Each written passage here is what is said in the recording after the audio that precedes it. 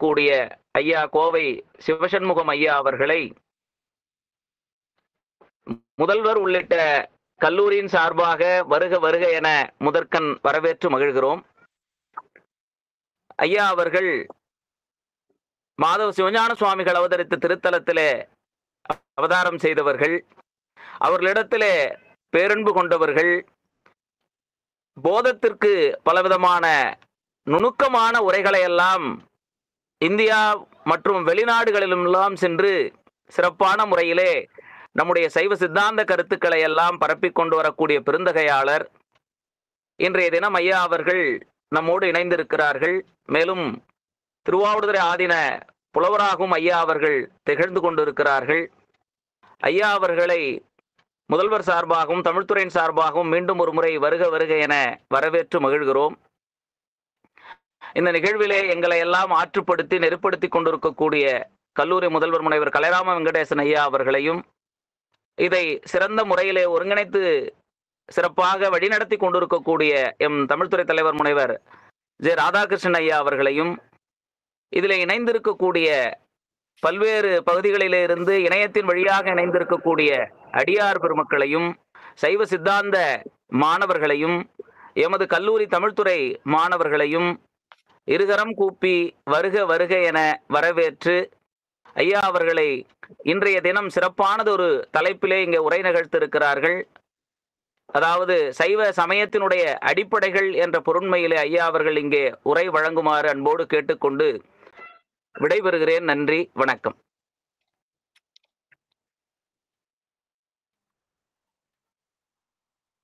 திருச்சிற்றம்பலம். வானுலகும் மண்ணுலகும் வாழ மறைவாழ பான்மைதரு செய்ய தமிழ் பார்மிசை விளங்க ஞானமத ஐந்துகர மூன்று விழி நால்வாய் யானை முகனை பரவி அஞ்சலி செய்கிற்பான். கருணை பொழி திருமுகத்தில் திருநீற்றுணுதலும் கண்டாரை வசப்படுத்த கனிந்த வாயழகும் பெருமை தரு துறவோடு பொறை உளத்தில் பொறுத்தே பிங்ககனார் மலர்த்தாள்கள் பிரியாத மனமும் மறுவினர்கள் அகலாத ஞானமே வடிவாம் வளதுரைசை சிவஞான மாமுனிவன் மலர்த்தாள் ஒருபொழுதும் நீங்காமல் எமது உளத்தில் சிரத்தில் ஓதிடும் நாவினில் என்றும் உன்னி வைத்தே உரைப்பான். எல்லாம் வல்ல இறைவன் திருவருளை சிறமேற்கொண்டு திரு கைலாய பரம்பரை திருவாவடுதுறை ஆதீனம் செல்ல ஸ்ரீ குருமாசனங்களுடைய பொன்னாத்து வெடிக்க மலங்களுக்கும் சைவத்தின் குலதெய்வமாக விளங்குகின்ற மாதவ சிவஞான சுவாமிகளுடைய திருவடிகளுக்கும் என்னை நெறியிலே ஈடுபடுத்தி ஆண்டு அருளுகின்ற குருநாதர் சார் தெங்கோல் சுவாமிகளுடைய திருவடிகளுக்கும் இந்த வகுப்புகள் எல்லாம் நடப்பதற்கு காரணமாயிருந்து நம்ம எல்லாம் வழிநடத்துகின்ற காஞ்சி பெரியவர்களுடைய திருவடிகளுக்கும் மனமொழி மெய் ஆகிய முக்கர்ண வணக்கங்களை மிக பணிவோடு தெரிவித்து மகிழ்கின்றேன். இந்த நிகழ்வை சங்கரா கலை மற்றும் அறிவியல் கல்லூரியின் சார்பிலே நடத்தக்கூடிய சைவ சித்தாந்த தொடர் கல்வியாக அதை முன்னின்று நடத்துகின்ற மதிப்பிற்குரிய முதல்வர் அவர்களுக்கும் தொடர்ந்து எங்களை எல்லாம் ஒருங்கிணைத்து செய்கின்ற தமிழ்துறை தலைவர் ஐயா அவர்களுக்கும் என்னுடைய நண்பர் வரவேற்புரை நல்கிய நம்முடைய தெய்வசேகாமணிய பேராசிரியர் ஐயா அவர்களுக்கும் திருமுறை பாடி சிறப்பித்த திரு மதிவாணன் அவர்களுக்கும் கலந்து சிறப்பிக்கின்ற அடியார் பெருமக்கள், என்னோடு பல நிகழ்வுகளிலே பாடம் எடுக்கக்கூடிய பேராசிரியர் பெருமக்கள் அனைவரது திருவடிகளுக்கும் எனது அன்பான பணிவான வணக்கங்களை தெரிவித்து மகிழ்கின்றேன். நம்முடைய சங்கரா கலை மற்றும் அறிவியல் கல்லூரியின் சார்பிலே நடைபெறுகின்ற இந்த சைவ சித்தாந்த கல்வியானது இந்த ஆண்டு ஒரு சிறிய இடைவேளைக்கு பின் மீண்டும் துவங்கி அதிலே முதல் தாள் சைவ சமயமும் சைவ சித்தாந்தமும் என்ற தலைப்பிலே 5 பிரிவுகளாக அதிலே ஏற்கனவே மதிப்பிற்குரிய பேராசிரியர் முனைவர் பாலராவையன் ஐயா அவர்கள் சைவ சமயத்தினுடைய வரலாறு தொன்மை என்பத தலைப்பிலே பேச ஆரம்பித்திருக்கிறார்கள். 12 திருமுறைகளும் அதிலே சைவ சித்தாந்த குறிப்புகள் என்று நலசிவம் ஐயா அவர் பேசுகிறார்கள். நம்முடைய சைவ சித்தாந்த அடிப்படை நூல்களும் அதன் வழி வந்த ஆசிரியர்கள் பின்னர் தோன்றிய இந்த நூல்களும் என்கின்ற வகையிலே முனைவர் திருஞான சம்பந்தம் ஐயா பேசிக் கொண்டிருக்கிறார்கள். அந்த வகையிலே தொடர்ந்து சைவ சமய அடிப்படைகளும் வழிபாட்டு முறைகளும் என்று அலகு 4 அதைத்தான் அடியேன் இதை செய்ய வேண்டும் என்று நம்முடைய தமிழ்துறை தலைவர்கள் அவர்கள் அன்பு கட்டளையிட்டார்கள். அல்ல 5 அலகுகளாக இருக்கின்ற இந்த முதல் தாளிலே 4வது அலகாக விளங்குகின்ற சைவ சமய அடிப்படைகள் மற்றும் வழிபாட்டு முறைகள், அதைத்தான் இன்றிலிருந்து துவங்கி 4 சனிக்கிழமைகள் இதே வேளையில் உங்களோடு இருந்து சிந்திக்க இருக்கின்றோம். சைவம் என்கின்ற சொல்லே இன்றைக்கு பொதுவா சைவம் என்றால் என்ன என்று சொன்னால், உலகியலிலே அந்த சொல் எங்க பயன்படுத்தப்படுகிறது சொன்னால், சைவம் என்று சொன்னால் அது ஏதோ ஆரியபவன் ஹோட்டல்ல இருக்கிற ஒரு வார்த்தை மாதிரி ஆயிடுச்சு.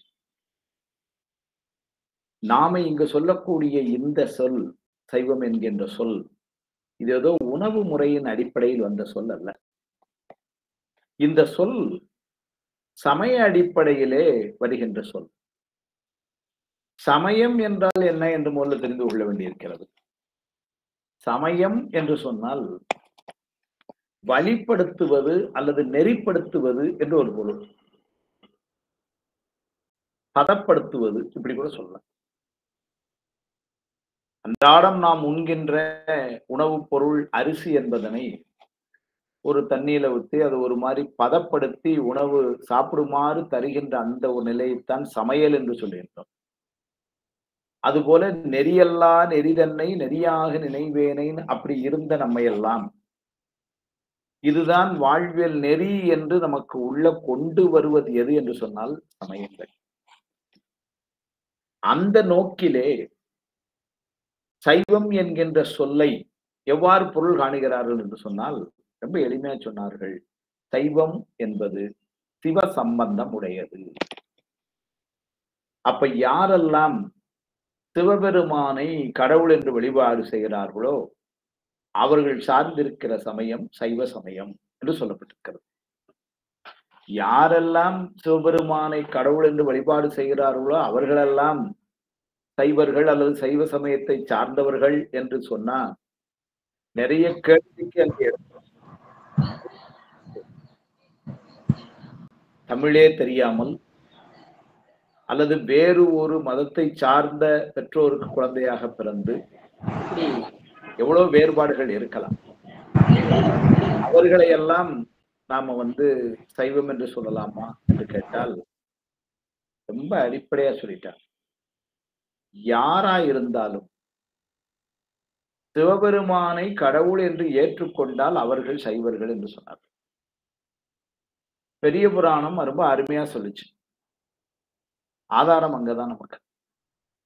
எந்நிலையில் நின்றாலும் எக்கோலம் கொண்டாலும் மன்னிய சீர் சங்கரன் தாழ் மறவாமை பொருள் என்று சொன்னார்.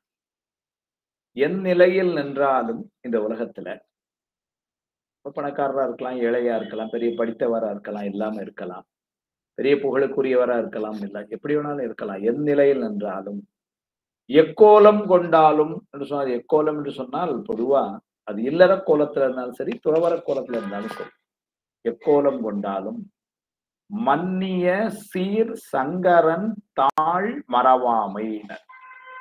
மன்னிய என்று சொன்னால் நிறைவேற்று விளங்குகின்ற அர்த்தம். என்றும் உள்ள என்று பொருள்.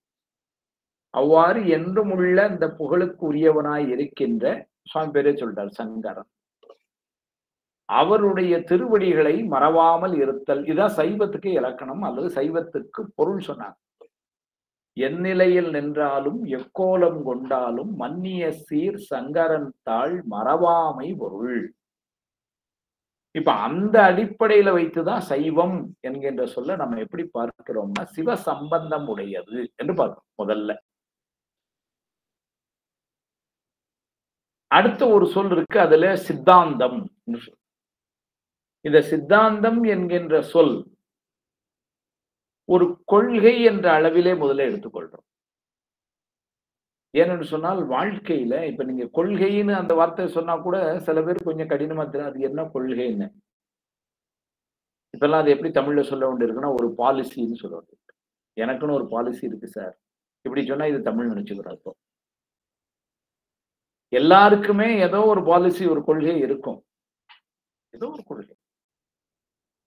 எனக்கு அப்படியெல்லாம் எந்த கொள்கையை நான் வச்சுக்கிறது இல்லை அப்படின்னு யாரையும் சொன்னாங்கன்னா, எந்த கொள்கையை நான் வச்சுக்கிறது இல்லைன்னு வாழ்வுறது அப்படி ஒரு கொள்கையில அவர் இருக்கிறார் அப்படிதான் அர்த்தம். நீங்க சில பேர்லாம் வந்து பாத்தீங்கன்னா, இன்றைய காலத்துல இந்த காலத்துல ரொம்ப எளிமையான ஒரு காரியம் என்ன அப்படின்னா, கடன் வாங்குறது.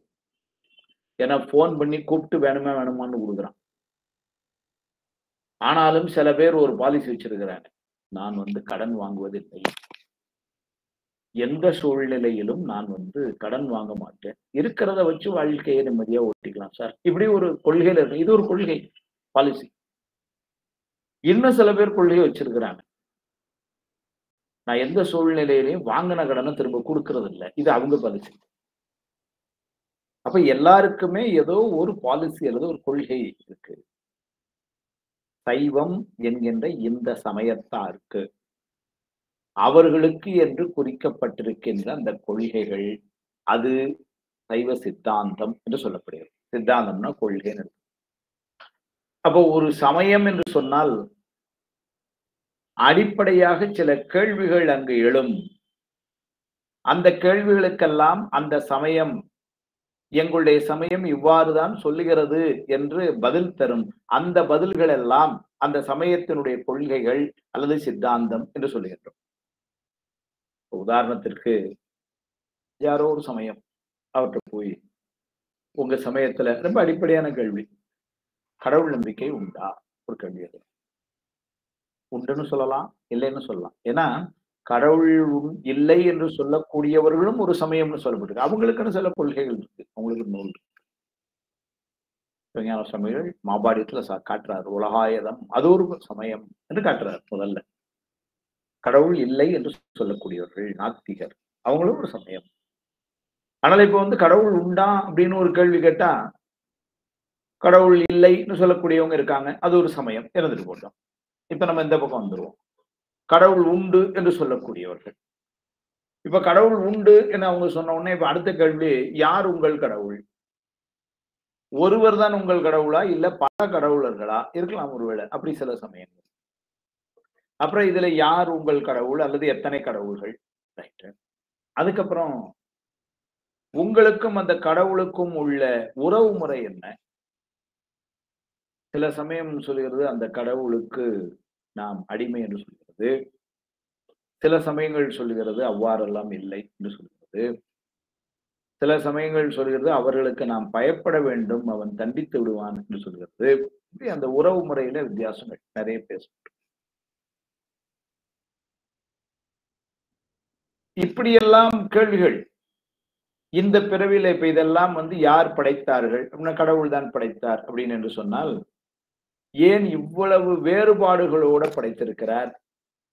இந்த உலகத்திலே பெரிய பணக்காரர்களாக சிலர், ஏழைகளாக பலர், நல்ல புத்திசாலிகளாக பலர், அறிவிலிகளாக சிலர், இப்படியெல்லாம் நிறைய கோணங்கள், செல்வத்தாலும் கல்வியாலும் அழகாலும் குணத்தாலும். சில பேர் பாத்தீங்கன்னா ரொம்ப பொறுமையா ரொம்ப அன்பான ஒரு குணமுடையவர்களா இருக்காங்க. சில பேர் பாவம், அவங்களை என்ன சொல்ல முடியும், அவங்களுக்கு டக்கு டக்குன்னு கோபம் வருது, என்ன பண்ண முடியும், அது ஒரு குணம். இப்போ இப்படி வந்து குணத்தால் இப்படி நிறைய வேறுபாடுகள் இருக்கு. இதெல்லாம் வந்து சுவாமியுடைய படைப்பு தான் அப்படின்னு சொன்னா, சுவாமி ஏன் இப்படி படைக்கிறான் ஒரு கேள்வி இருக்கு. இதுக்கு மேல அது இன்னும் உள்ள போகும் பொழுது, எல்லாருக்கும் மேல இருக்கிற அந்த இறைவன் பாரபட்சம் இல்லாமல் இருக்கிறான் அப்படிதான் பல சமயம் சொல்லுது. அப்ப பாரபட்சம் இல்லாம இருக்கிறவன் ஏன் இந்த படைப்புல இவ்வளவு பாரபட்சத்தை காட்டுகிறான் என்ற ஒரு கேள்வி வருது.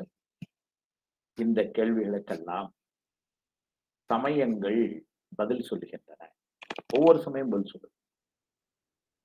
ஒரு சின்ன ஆராய்ச்சி, இந்த சமயங்கள் எல்லாம் எவ்வாறு தோன்றின என்று சொன்னால், ஏன்னா எவ்வளவோ சமயங்கள் இன்னைக்கு உலகத்துல இருக்கு.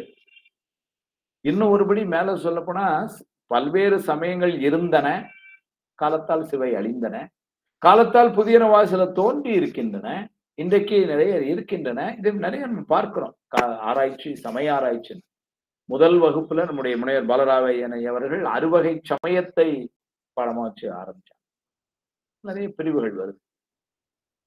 அப்ப இவ்வளவு இந்த சமயங்கள் எல்லாம் தோன்றுவதற்கு என்ன அடிப்படை என்று நமக்கு நாமே சிந்திச்சா, இந்த உலகம் எப்படி இருக்கிறது என்று சொன்னால், யார்கிட்ட கேட்டாலுமே ரொம்ப தெளிவான ஒரு பதில் இருக்கு. எப்படி இருக்குன்னா, இன்பமும் துன்பமும் கலந்து இருக்கு.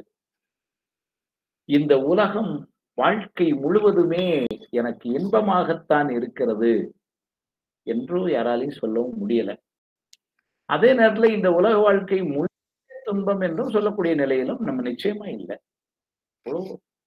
எவ்வளோ இன்பங்களை அனுபவிக்கிறோம், சில துன்பங்களையும் அனுபவிக்கிறோம். எப்படி வந்தது, ஏன் வந்தது தெரியல, ஆனா வந்துருச்சு.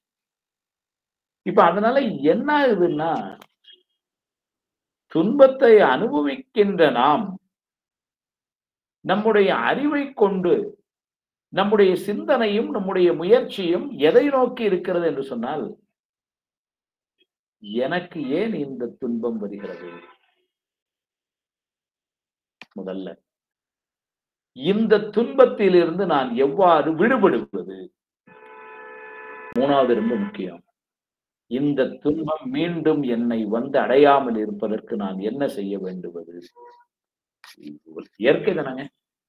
ஒரு வயிற்று வலிக்குது, திடீர்னு நேற்று ராத்திரி ரொம்ப முதல் நிலை என்ன இருக்கும், டாக்டர்கிட்ட போறோம்.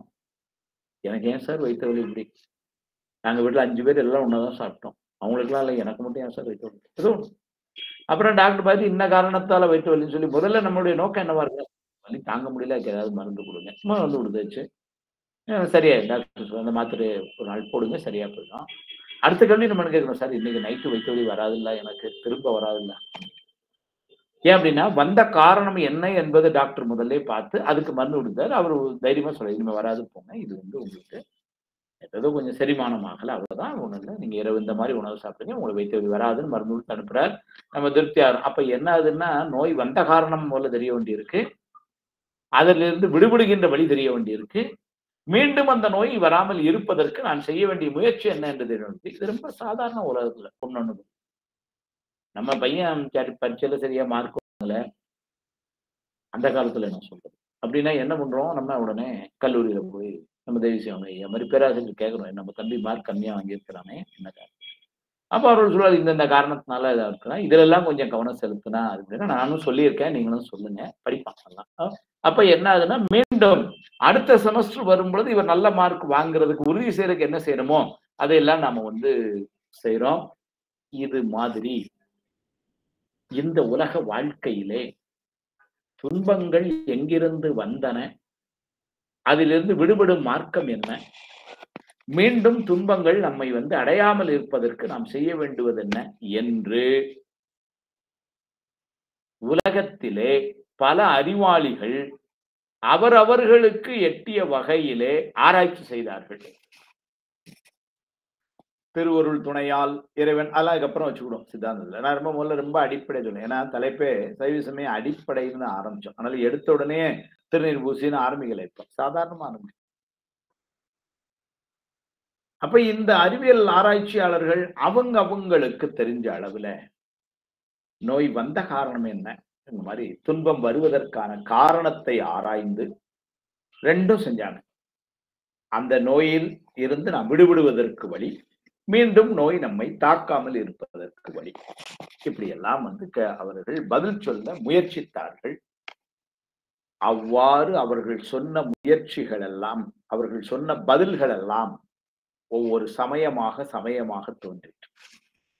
இப்படித்தான் பல்வேறு சமயங்கள் உலகத்துல அவரவர்களுக்கு தெரிஞ்ச அளவுல சொன்னாங்க. அப்ப சமயம்னா என்ன அப்படிங்கிறது வந்து இப்ப நம்ம அடிப்படை தெரிந்து கொண்டோம். நம்மை நெறிப்படுத்துவது அல்லது வழிப்படுத்துவது, அந்த நோக்கிலே சைவம் என்ற சொல்லை சிவ சம்பந்தம் உடையது என்று சொல்லி, சிவபெருமானை கடவுள் என்று வழிபடும் கூட்டத்தார் சைவ சமயத்தார்கள் என்று சொல்லி, அவர்களுக்கு என்று ஒரு கொள்கைகள் சில வரையறுக்கப்பட்டிருக்கின்றன. அந்த கொள்கைகள் அல்லது சித்தாந்தம், அதுதான் சைவ சித்தாந்தம் என்று சொன்னோம். இந்த சைவ சித்தாந்தம் என்கின்ற சொல்லுக்கு இன்னொரு பெரிய சிறப்பு என்ன காட்டுகிறார்கள் சொன்னால், இது ஒரு முடிந்த முடிவு என்று சொல்லுகிறார். முடிந்த முடிவு என்று சொன்னால், இந்த ஆன்மீக உலகிலே அறிவியல் உலகமே ரொம்ப பெருசு, ஆன்மீக உலகம் அதோட பெருசு.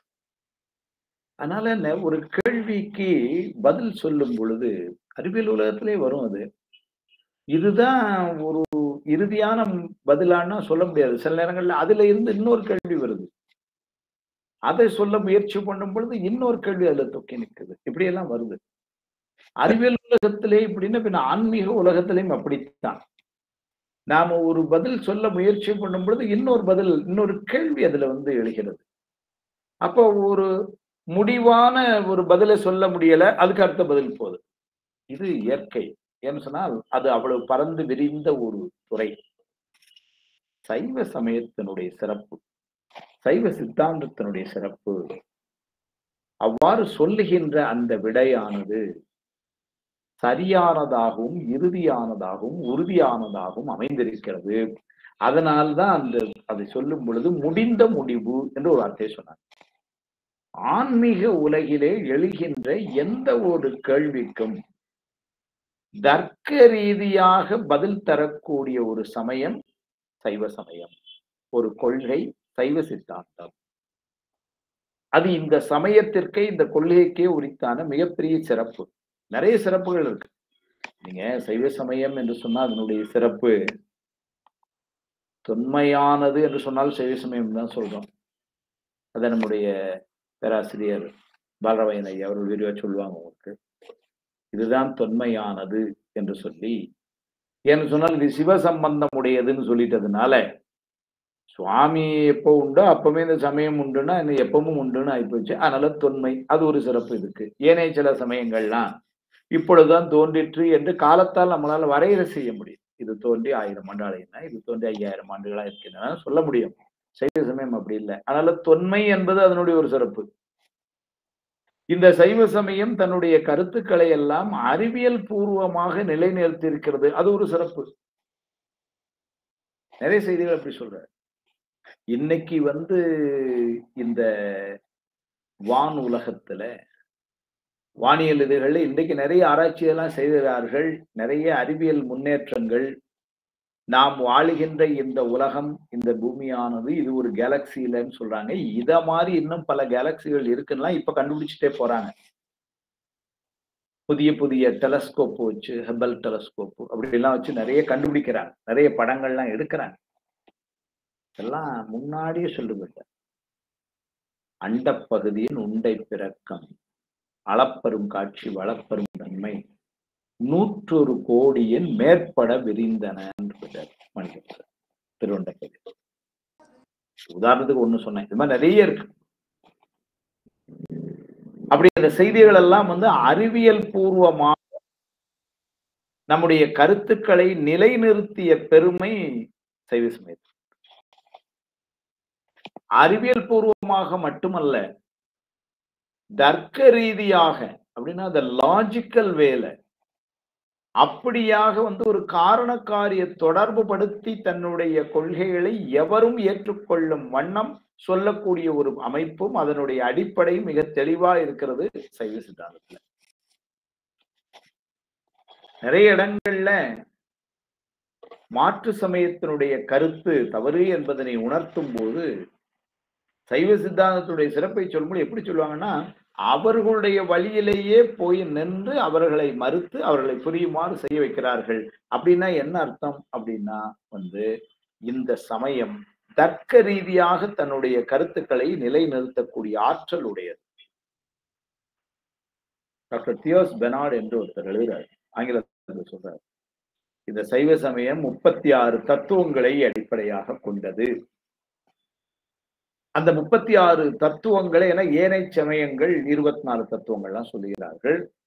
சைவ சமயம் 36 தத்துவங்கள் சொல்கிறது. அதை சொல்றார் அவர். ஒரு மேனட்டறிஞர் எழுதுறார், the sum of 36 categories is no mere physical speculation but is purely based on scientific principles on logical account. அப்படின்னு இது ஏதோ ஒரு குருட்டுத்தனமான கணக்குகளை அவங்க வைக்கவில்லை சைவர்கள். இந்த 36 தத்துவங்கள் என்பதனை அறிவியல் அடிப்படையிலும் தர்க்க ரீதியாகவும் அவர்கள் நிலைநிறுத்தி இருக்கிறார்கள் என்று 2 பாயிண்ட் அப்படியே சொல்றோம். It is no mere metaphysical speculation but is purely based on scientific principles on logical account என்று எழுதுறாங்க.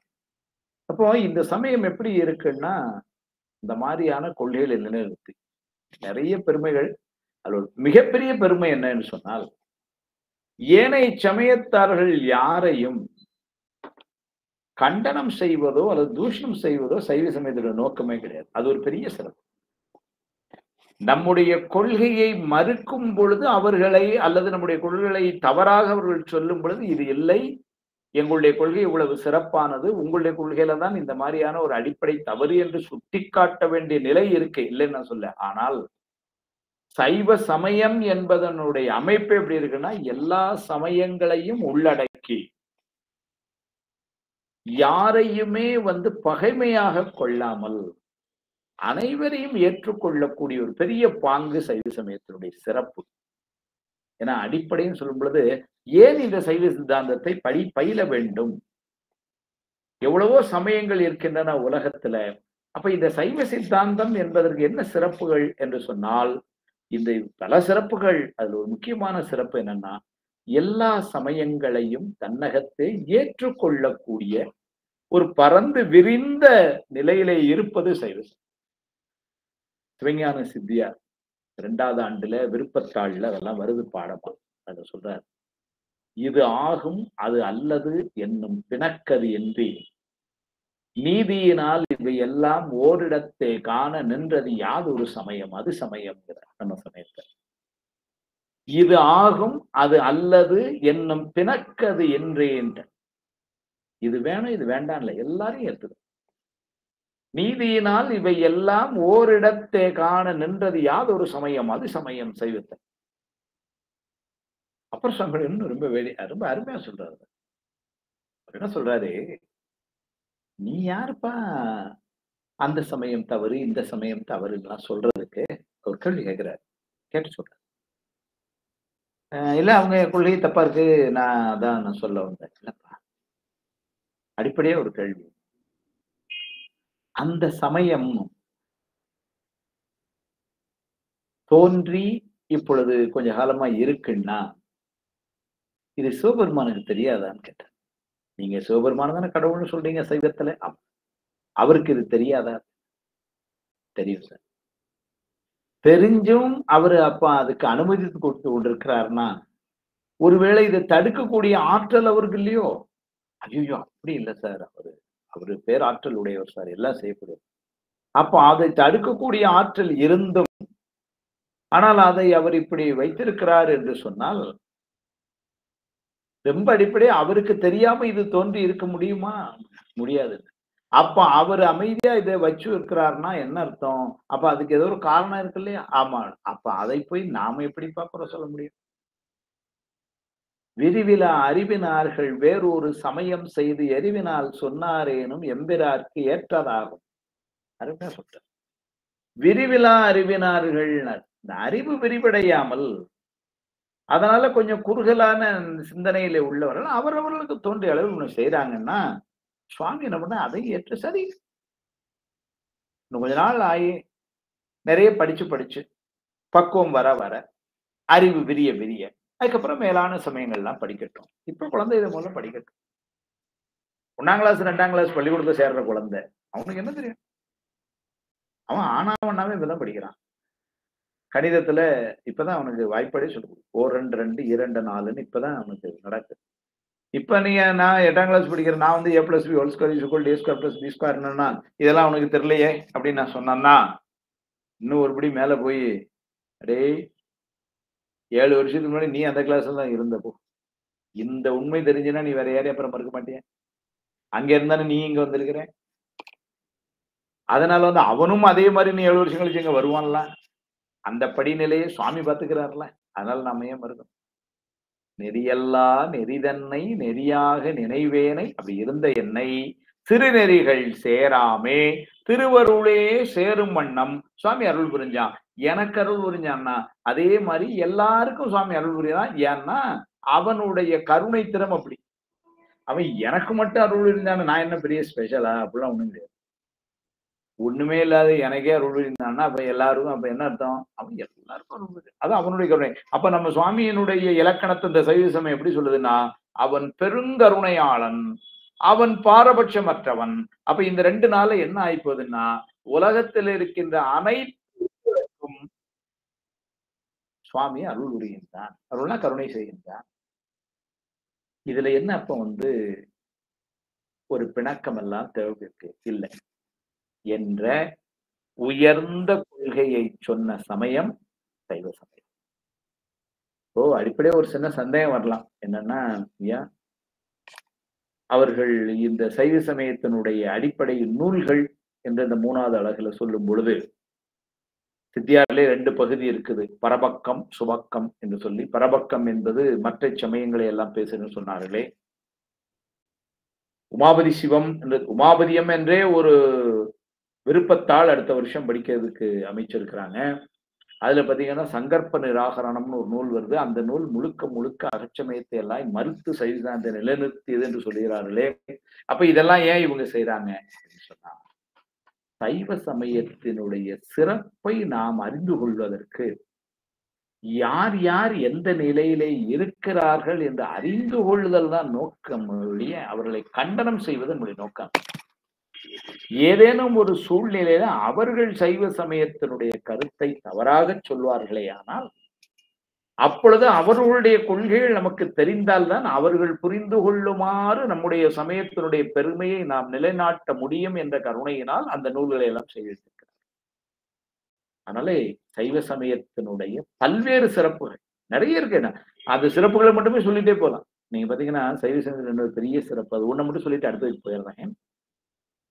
நான் சொன்ன மாதிரி அறிவியல் பூர்வமானதுன்னோ, தர்க்க ரீதியானதுன்னோ, ரொம்ப தொன்மையானதுன்னோ, எல்லா சமயங்களும் ஏற்றுக்கொள்ளுகின்ற பாங்குன்னு சொன்னோம். இன்னொரு பெரிய சிறப்பு பார்த்தீங்கன்னா, சைவ சமயத்திலே உள்ள கொள்கைகள் எல்லாம் வாழ்வியலிலே ஏற்று போற்றுவதற்கு எளிமையாக அமைந்தவை. இந்த சைவ சமயத்தினுடைய கொள்கைகள் இந்த வாழ்வியல் நெறி அதுதான் சைவ சமய நெறி. சைவ சமய நெறி அதுதான் வாழ்வியல் நெறி.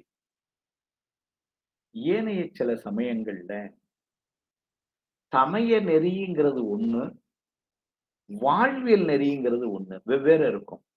அதனால அவங்க இதுக்கு மாறி கடைபிடிக்கணும். நமக்கு அப்படி இல்லை, ரெண்டும் ஒண்ணுதான். நான் இவ்வளவு நேரம் சொல்லிட்டேன். அதனால எந்த சமயத்தையும் நான் மறுத்து சொல்லல. ஆனா வேறு வாழ்வியல் நெறியில இருக்கிற சமயத்தை நான் சொல்றேன் பாருங்க. இப்போ என்னுடைய வாழ்வியல் நெறி காலையில 5 மணிக்கு 5:30 மணிக்கு எந்திரிக்கிறது, 6 மணிக்கு 7 மணிக்கு நான் ரெடி ஆகுது, நான் வந்து பல் தேய்து காபி குடிக்கிறது, நான் வந்து குளிக்கிறது, சாமி கும்பிடுறது, வேலைக்கு போறது வர்றது, இதான் என்னுடைய வாழ்வியல் நெறி. சமய நெறி இப்படிதான் அமைஞ்சிருக்கு எனக்கு. காலையில எந்திரிக்கணும், குளிக்கணும், இது பண்ணி விடணும், பூஜை செய்யணும், திருக்கோயில் வழிபாடு செய்யணும், இப்படித்தான் சொல்லியிருக்க ஒழிய இந்த வாழ்வியல் நெறிக்கும் இந்த சமய நெறிக்கும் வித்தியாசமே கிடையாது எனக்கு. நான் ஒரே ஒரு உதாரணம் சொல்றேன். ஏன்னா உங்களுக்கு டக்குன்னு என்ன தோணும்னா எல்லா சமயம் அப்படிதானே சார், நம்ம மட்டும் என்ன இல்ல. ஒரு சமயம் இருக்கு, நான் பேர்லாம் சொல்லாம சொல்றேன். அவங்களுடைய ஒரு விரதத்துல என்ன சொல்றாங்கன்னா, காலையில 4:30 மணிக்கு முன்னாடி நீங்க சாப்பிட்டுக்கணும், இல்லைன்னா சாயங்காலம் 6:45க்கு பின்னர் சாப்பிடணும். சார் என்னுடைய வாழ்வியல் நெறியில காலையில 4 மணிக்கு சாப்பிடுறது இல்லை சார். என்னுடைய வாழ்வியல் நெறியில காலையில 4 மணிக்கு ரொம்ப சரியா சொன்னா பிரம்ம முகூர்த்தத்துல எழுந்து தன்னை தயார் செய்து கொண்டு வழிபாடு செய்யணும்னு சொல்லப்பட்டிருக்கு. ஆனா என்னுடைய வாழ்வியல் 4 மணிக்கெல்லாம் நான் தூங்கிட்டு இருக்கு, 5 மணிக்கு மேலதான் எந்திரிக்கிறேன். அப்ப என்னுடைய அந்த காலம் எதற்கு கொடுக்கப்பட்டதுன்னா ஒண்ணு வழிபாட்டுக்கு இருந்தா அது ஓய்வுக்கு. இது என்னுடைய வாழ்வியல் முறை. என்னுடைய சமய முறையும் அப்படிதான் இருக்கு. ஆனா அங்க எப்படி இருக்குன்னா அவர்களுக்கு ஆபீஸுக்கு காலையில 9 மணிக்கு வரணும், அது வாழ்வியல் முறை. 9 மணிக்கு ஆபீஸ் போனோம்னா 8 மணிக்கு சாப்பிட்டு கிளம்பணும், இதான் நம்ம வாழ்வியல் முறை. ஆனால் நீங்கள் உணவு வந்து காலையில 4:30க்கு சாப்பிட்டுக் கொள்ள வேண்டும் இருக்கு. அப்ப என்ன ஆகுதுன்னா வாழ்வியல் முறைங்கிறது ஒண்ணு வேற, சமய முறைங்கிறது ஒண்ணு வேற அவங்களுக்கு. நமக்கு அப்படி இல்லை. இது ஒரு உதாரணத்துக்காக சொன்னேன். எந்த சமயத்தையும் குறைச்சு மதிப்பிடுறதாக இல்லை, எல்லாம் இருக்கு. ஆனா நமக்கு வந்து பாத்தீங்கன்னா வாழ்வியல் நெறியும் நம்முடைய சமய நெறியும் ஒன்னாதான் போகுது. நம்முடைய சமய இலக்கியங்கள் எல்லாம் எப்படி இருக்குன்னா ரொம்பவும் நம்பிக்கை தரக்கூடிய இலக்கியங்களாக அமைந்திருக்கின்றன. These are all highly optimistic in nature. பெரிய முற்போக்கு சிந்தனை உடையது. எண்ணில் நல்ல கதிக்கு யாதுமோர் குறைவில்லை, மண்ணில் நல்ல வண்ணம் வாழலாம்.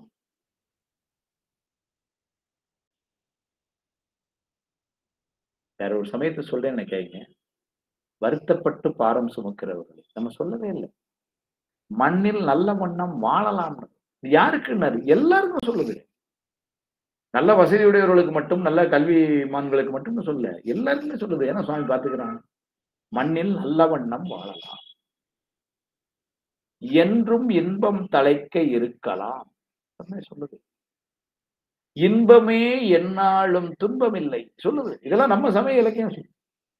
நன்று நாள்தோறும் நம்பினை போயரும் என்றும் இன்பம் தழைக்க இருக்கலாம். சென்று நீ திருவேட்களத்துள்ளுரை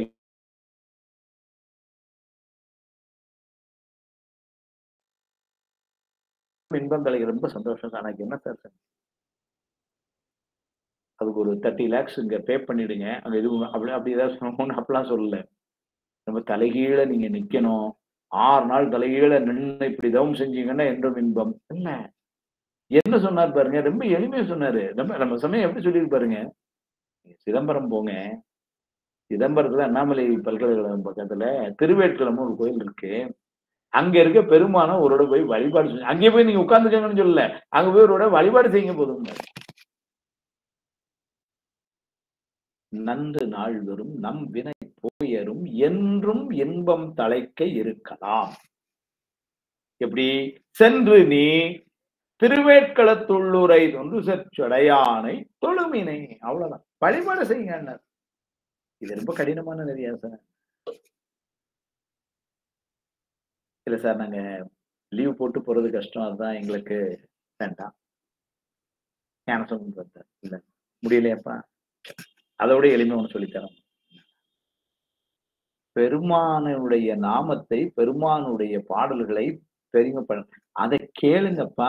பெருமாளை நமசிவாயம் நமசிவாயம்னு காதுல கேட்டுக்கிட்டுறீங்க, அதுவே போதும் உங்களுக்கு. முதல்ல ஆளாய போகாமே நஞ்சனியும் கண்டனுக்கே ஆளாய அன்பு செய்வோம் மடநெஞ்சே அரண் நாமம் கேளாய். பெருமானுடைய நாமத்தை கேளு. நம் கிளை கிளைக்கும் கேடுபடா திறமருளி கோளாய நீக்கும் அவன் கோழிலியம் பெருமான். எல்லாம் தெரிஞ்ச தவறு. அதனால அதை நீங்க கேட்டு, இப்பெல்லாம் ரொம்ப அறிவியல் சாதனங்கள்ல இதாயிருச்சு. நம்முடைய நண்பர்கள் நிறைய பேர் நான் பாக்குறேன், கிச்சன்லயே ஒரு சின்ன ஸ்பீக்கர் மாதிரி ஏதோ ரேடியோ வச்சிருக்கிறேன். அங்க அவங்க சமையல் பண்ணிட்டு இருக்கும் பொழுதே பாத்தீங்கன்னா திருமுறை ஓடிட்டு இருக்கு. அவ்வளவுதான், அறம் நாமம் கேளாய். இன்னும் ஒருபடி மேல போய் சில அன்பர்கள், அது அப்படி கேட்க முடியல சார், வீட்டுல பிள்ளைகள் படிச்சுக்கிட்டு இருக்கு, எங்க மாமனார் மாமியார் வயசாயிருச்சு, அவங்க கொஞ்சம் இருக்கிறாங்க, வீட்டுக்குள்ள சத்தம் போட்டுட்டு இருக்க முடியாது, பாவம் அவங்க தூக்கத்துக்கு இடையில இருக்கு.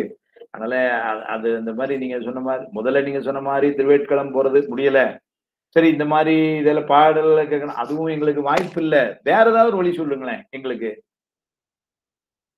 மேல என்ன சொன்னேன், ஞான சம்பந்தட்டு போய் கேட்டேன், இந்த மாதிரி நண்பர்கள் சில பேருக்கு ஒரு சின்ன அதுக்காக, பரவாயில்லப்பா வாங்க, அதுக்கு வழி சொல்றேன். பெருமானுடைய நாமத்தை மனசுல நினைச்சுக்கிட்ட சொல்ல அது போரும்னர். அதுக்கே இந்த பிறவி துயரமே நீங்குங்கிறார். சுவாமியை நினைச்சுக்கிட்டா போரும்னர்.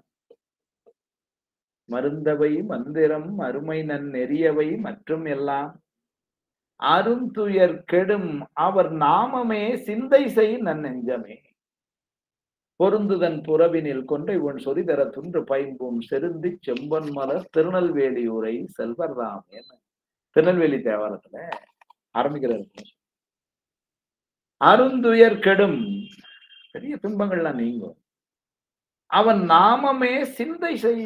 பெருமானுடைய நாமத்தை மனசுல நினைச்சுக்கங்க, பெரிய துன்பங்கள்லாம், பெரிய துன்பம் பிறவிதான் துன்பம், பெரிய துன்பங்கள்லாம் நீங்கிடும்.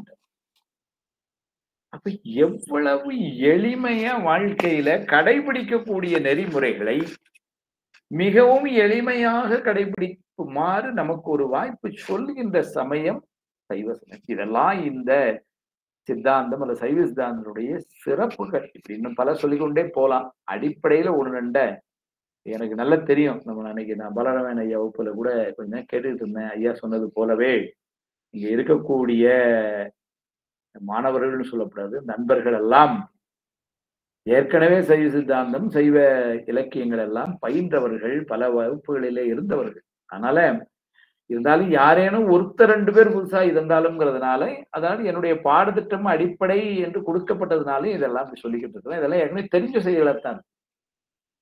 சுந்தரமூர்த்தி சுவாமிகள் சொல்லும் பொழுது சொல்லியவே சொல்லிய துகப்பான் மாதிரி சொன்னதே சில நேரங்கள்ல திரும்ப சொல்றதையும், ஏன்னா இப்ப சுவாமி அது சுந்தரம் சாமி எவ்வளவு கருணை பாருங்க. இப்ப நம்ம சாமி முன்னாடி போறோம். நிறைய தேவையெல்லாம் தெரியாதோ காலையில ஆகிருந்து படிச்சு வச்சிருக்கோம். அதுதான் அதனால போன உடனே காலையில ஆகிருந்து கடந்த 15 வருஷமா நானும் காலையில போய் காலையில ஆகிருந்து தான் பாடுறேன். இப்ப சுவாமிக்கு காலையில என்ன பார்த்து வந்துட்டான்டா காலையில ஆகிருந்து ஆனந்த அப்படின்னு அவர் வந்து சலிப்படையில சொல்லியவே சொல்லி ஏத்தி உகப்பான் கேட்கிறான். ஒவ்வொரு நாளையும் அப்படி மகிழ்ந்து கேட்கிறான். அவ்வளவு கருணை அவனுக்கு.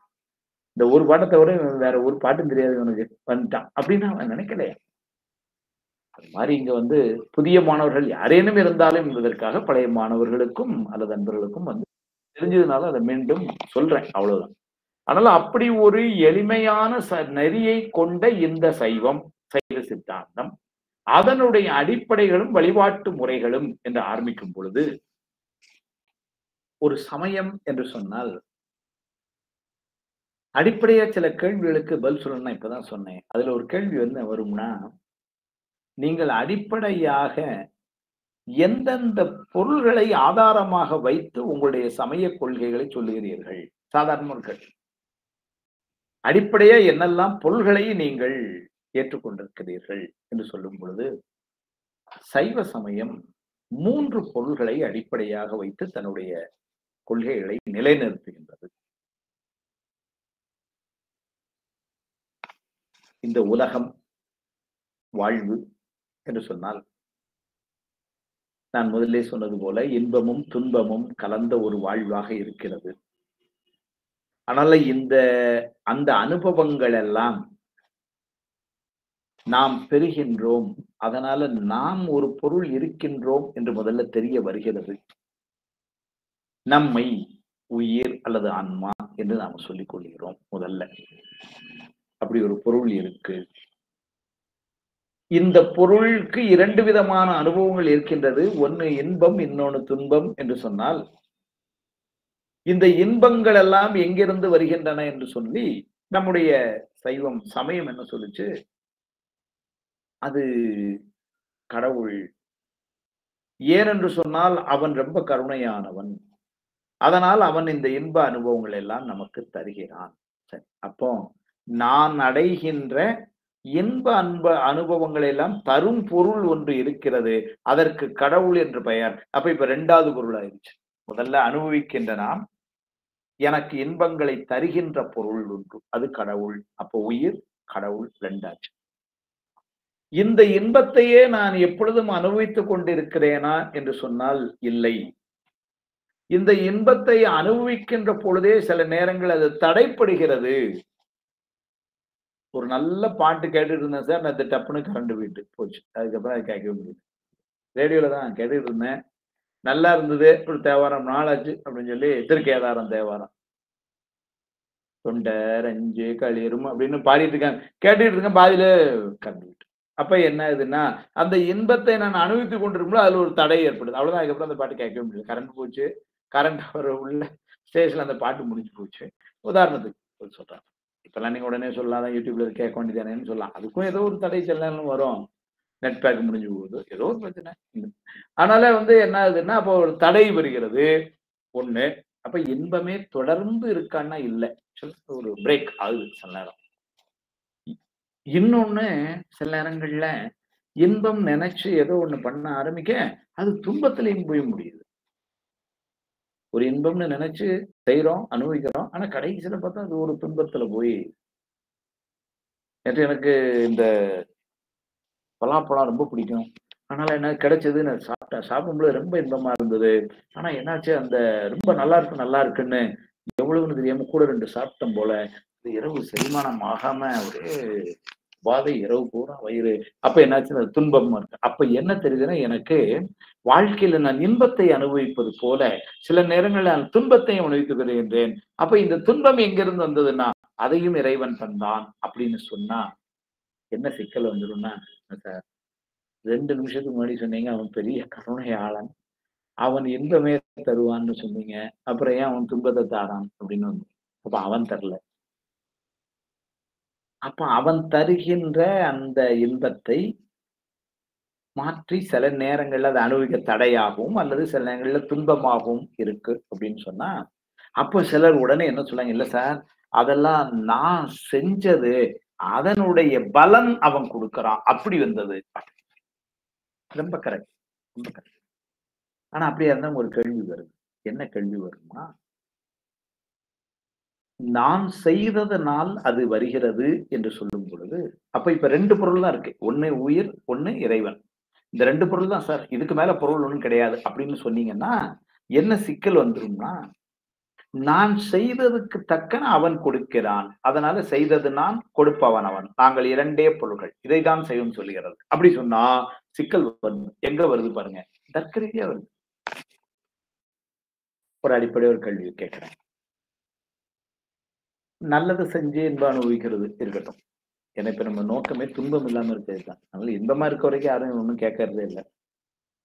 துன்பம்னு வந்ததுக்கு தான் ஏன்லாம் ஆராய்ச்சி பண்ணிட்டு இருக்கிறோம். வரக்கூடாதுன்னு. இப்ப ஒரு கேள்வி வருது. என்ன கேள்வின்னா, சார்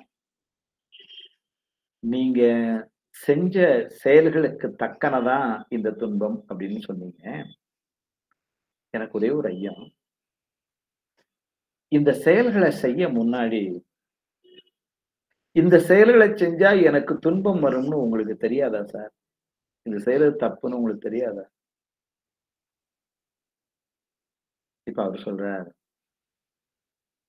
இல்ல எனக்கு தெரியாது.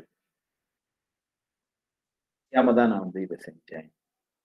எனக்கு இது தவறு. இந்த தவறை செய்தால் எனக்கு இந்த மாதிரி ஒரு தண்டனை ஏற்படும் என்று எனக்கு தெரியாது. அவர் சொல்றதை அப்படியே ஏத்துக்குவோம். இந்த உலகத்துல கூட நீங்க நல்லா யோசிச்சு பாருங்க. இந்த உலகம் என்பது இறைவனால நடத்தப்பட்டு இருக்கிற இந்த உலகத்துல, அல்லது இந்த சட்ட திட்டங்கள் நாட்டுல சட்டம் போடுறாங்க வந்து அப்படி வச்சு விடுவோமே, தெரியாம செய்யற ஒரு தவறுக்கு தெரிஞ்சு செய்யற மாதிரி ஒரு தண்டனை கிடையாது. தெரியாம செஞ்சிட்டோம் அப்படின்னு சொன்னா தண்டனையே இல்லைன்னு நான் சொல்லல. ஆனா தெரிஞ்சு திட்டமிட்டு இந்த தவறை செய்யணும்னு ஒருத்தன் செஞ்சிருக்கானே, அவனுக்கு கொடுக்குற அதே தண்டனை உங்களுக்கு கொடுக்க மாட்டாங்க.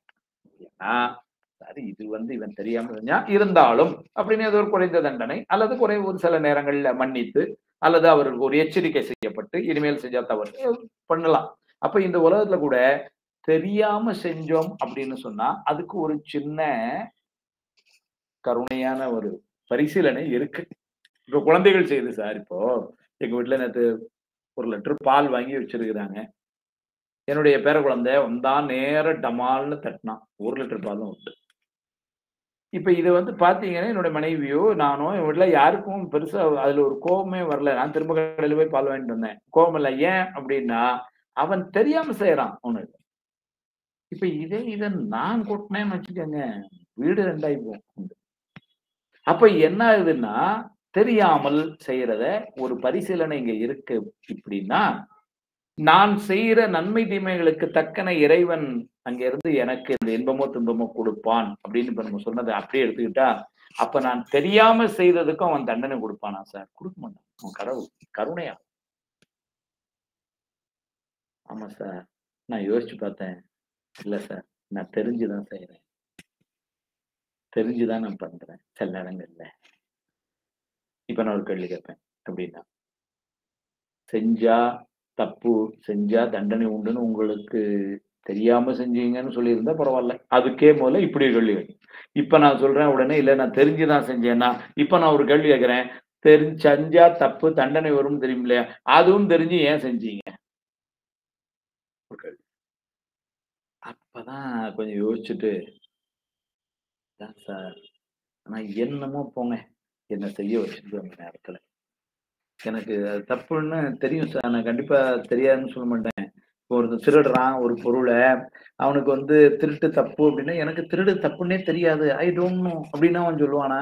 அப்படி சொன்னா ஒத்துக்குவோமா? இல்ல, தெரியும். அப்ப திருடினால் அது தப்பு என்று தெரியும், அது தப்பு செய்தால் உனக்கு தண்டனை உண்டு என்று உனக்கு தெரியும் அல்ல? ஆமா தெரியும். அப்புறம் ஏன் திருடினாய் அப்படின்னா அவனுக்கு பதில் இல்ல, அல்லது ஏதோ ஒன்று அவனை அந்த தவறை செய்ய வைத்தது. அப்போ அந்த தவறை செய்ய வைக்கின்ற ஒரு பொருள், அதுதான் பின்னர் நாம் துன்பத்தை அனுபவிப்பதற்கு காரணமாய் அமைகின்றது. அப்ப 3வது ஒரு பொருள் இருக்கிறது. அந்த பொருளை மலம் என்று சொல்கின்றோம். அப்போ இன்பமோ துன்பமோ அனுபவிக்கின்ற நாம் உயிர் என்றும், கருணையே வடிவாக இருந்து இன்பத்தை நமக்கு நல்குவதற்காகவே இருக்கின்ற ஒரு பொருளாய் எல்லாவற்றையும் செய்கின்ற உயர்ந்த பொருளாய் ஒன்று இருக்குது, அது கடவுள் என்றும் அந்த இன்பத்தை நாம் அனுபவிப்பதிலே தடையும் சில நேரங்களிலே துன்பம் வருவதற்கும் காரணமாய் ஒரு பொருள் இருக்கிறது, அதற்கு மலம் என்றும். இந்த மூன்று பொருள்கள் தான் சைவ சமயம் சொல்லக்கூடிய அடிப்படை பொருள்களாக முதல்ல பார்க்கணும். அதை சித்தாந்த பரிபாஷை சொற்களாக பார்க்கும் பொழுது எல்லாத்திற்கும் உயர்ந்த பொருளாய் இருக்கின்ற அந்த இறைவனை பதி என்றும், இந்த உயிரை பசு என்றும், இந்த மலம் அல்லது அழுக்கு இந்த பொருளை பாசம் என்றும் சொற்களிலே நாம் பயன்படுத்துகிறோம். அப்ப நம்முடைய அடிப்படை பொருள்கள் என்னவெல்லாம் சொன்னால் பதி, பசு, இறைவன், உயிர், மலம் அல்லது தலை என்ற வார்த்தையில சொல்றோம். இத நம்முடைய நூல்கள் தெளிவா சொல்லியிருக்கு. நம்ம காஞ்சிபுரம் சங்கராக மடத்துல படிச்சுட்டு இருக்கிறோம். அங்க கந்தபுராணம் இங்கதான் வந்து கந்தபுராணத்துல சொல்ற சான்றவர் ஆய்ந்திடத்தக்கவாம் பொருள் மூன்றுல மறையலாம் ஒளிய நின்றன ஆன்றதோர் தொல்பதி ஆறுயிர் தொகை வான்திகள் தலை என வகுப்பர் அன்னவே. மூணை சுற்று. ஆன்றதோர் தொல்பதி ஆறு உயிர் தொகை வான்திகள் தலை என வகுப்பர் அன்னவே. மூன்று திருமந்திரம் நமக்கு திருமுறைகள்ல சொல்ற பதி பசு பாசம் என பகர் மூன்றில் பதியினை போல் பசுபாசம் அனாதி பதியினை சென்று அணுகா பசுபாசம் பதி அணிகில் பசுபாசம் நில்லாவே. அப்ப இந்த மூன்று பொருள்களும் முதல்ல அடிப்படை பொருள்கள் என்று நாம முதல்ல உறுதிப்படுத்துகிறோம் சித்தாந்தத்துல. இந்த மூன்று பொருள்களையும் நாம நிச்சயப்படுத்தின உடனே இந்த மூன்று பொருளுக்கும் உள்ள உறவு முறை என்ன, ரிலேஷன்ஷிப் எப்படி ஒண்ணுக்கு ஒண்ணு அப்படிங்கிறத தெரிஞ்சுக்கணும். அந்த மூன்றும் முதல்ல தெரிந்து கொள்ள வேண்டிய ஒரு செய்தி என்ன என்று சொன்னால், இந்த மூன்று பொருள்களும் நித்த பொருள்கள் அல்லது என்றும் உள்ள பொருள்கள். இது யாராலும் படைக்கப்படாத பொருள்கள்.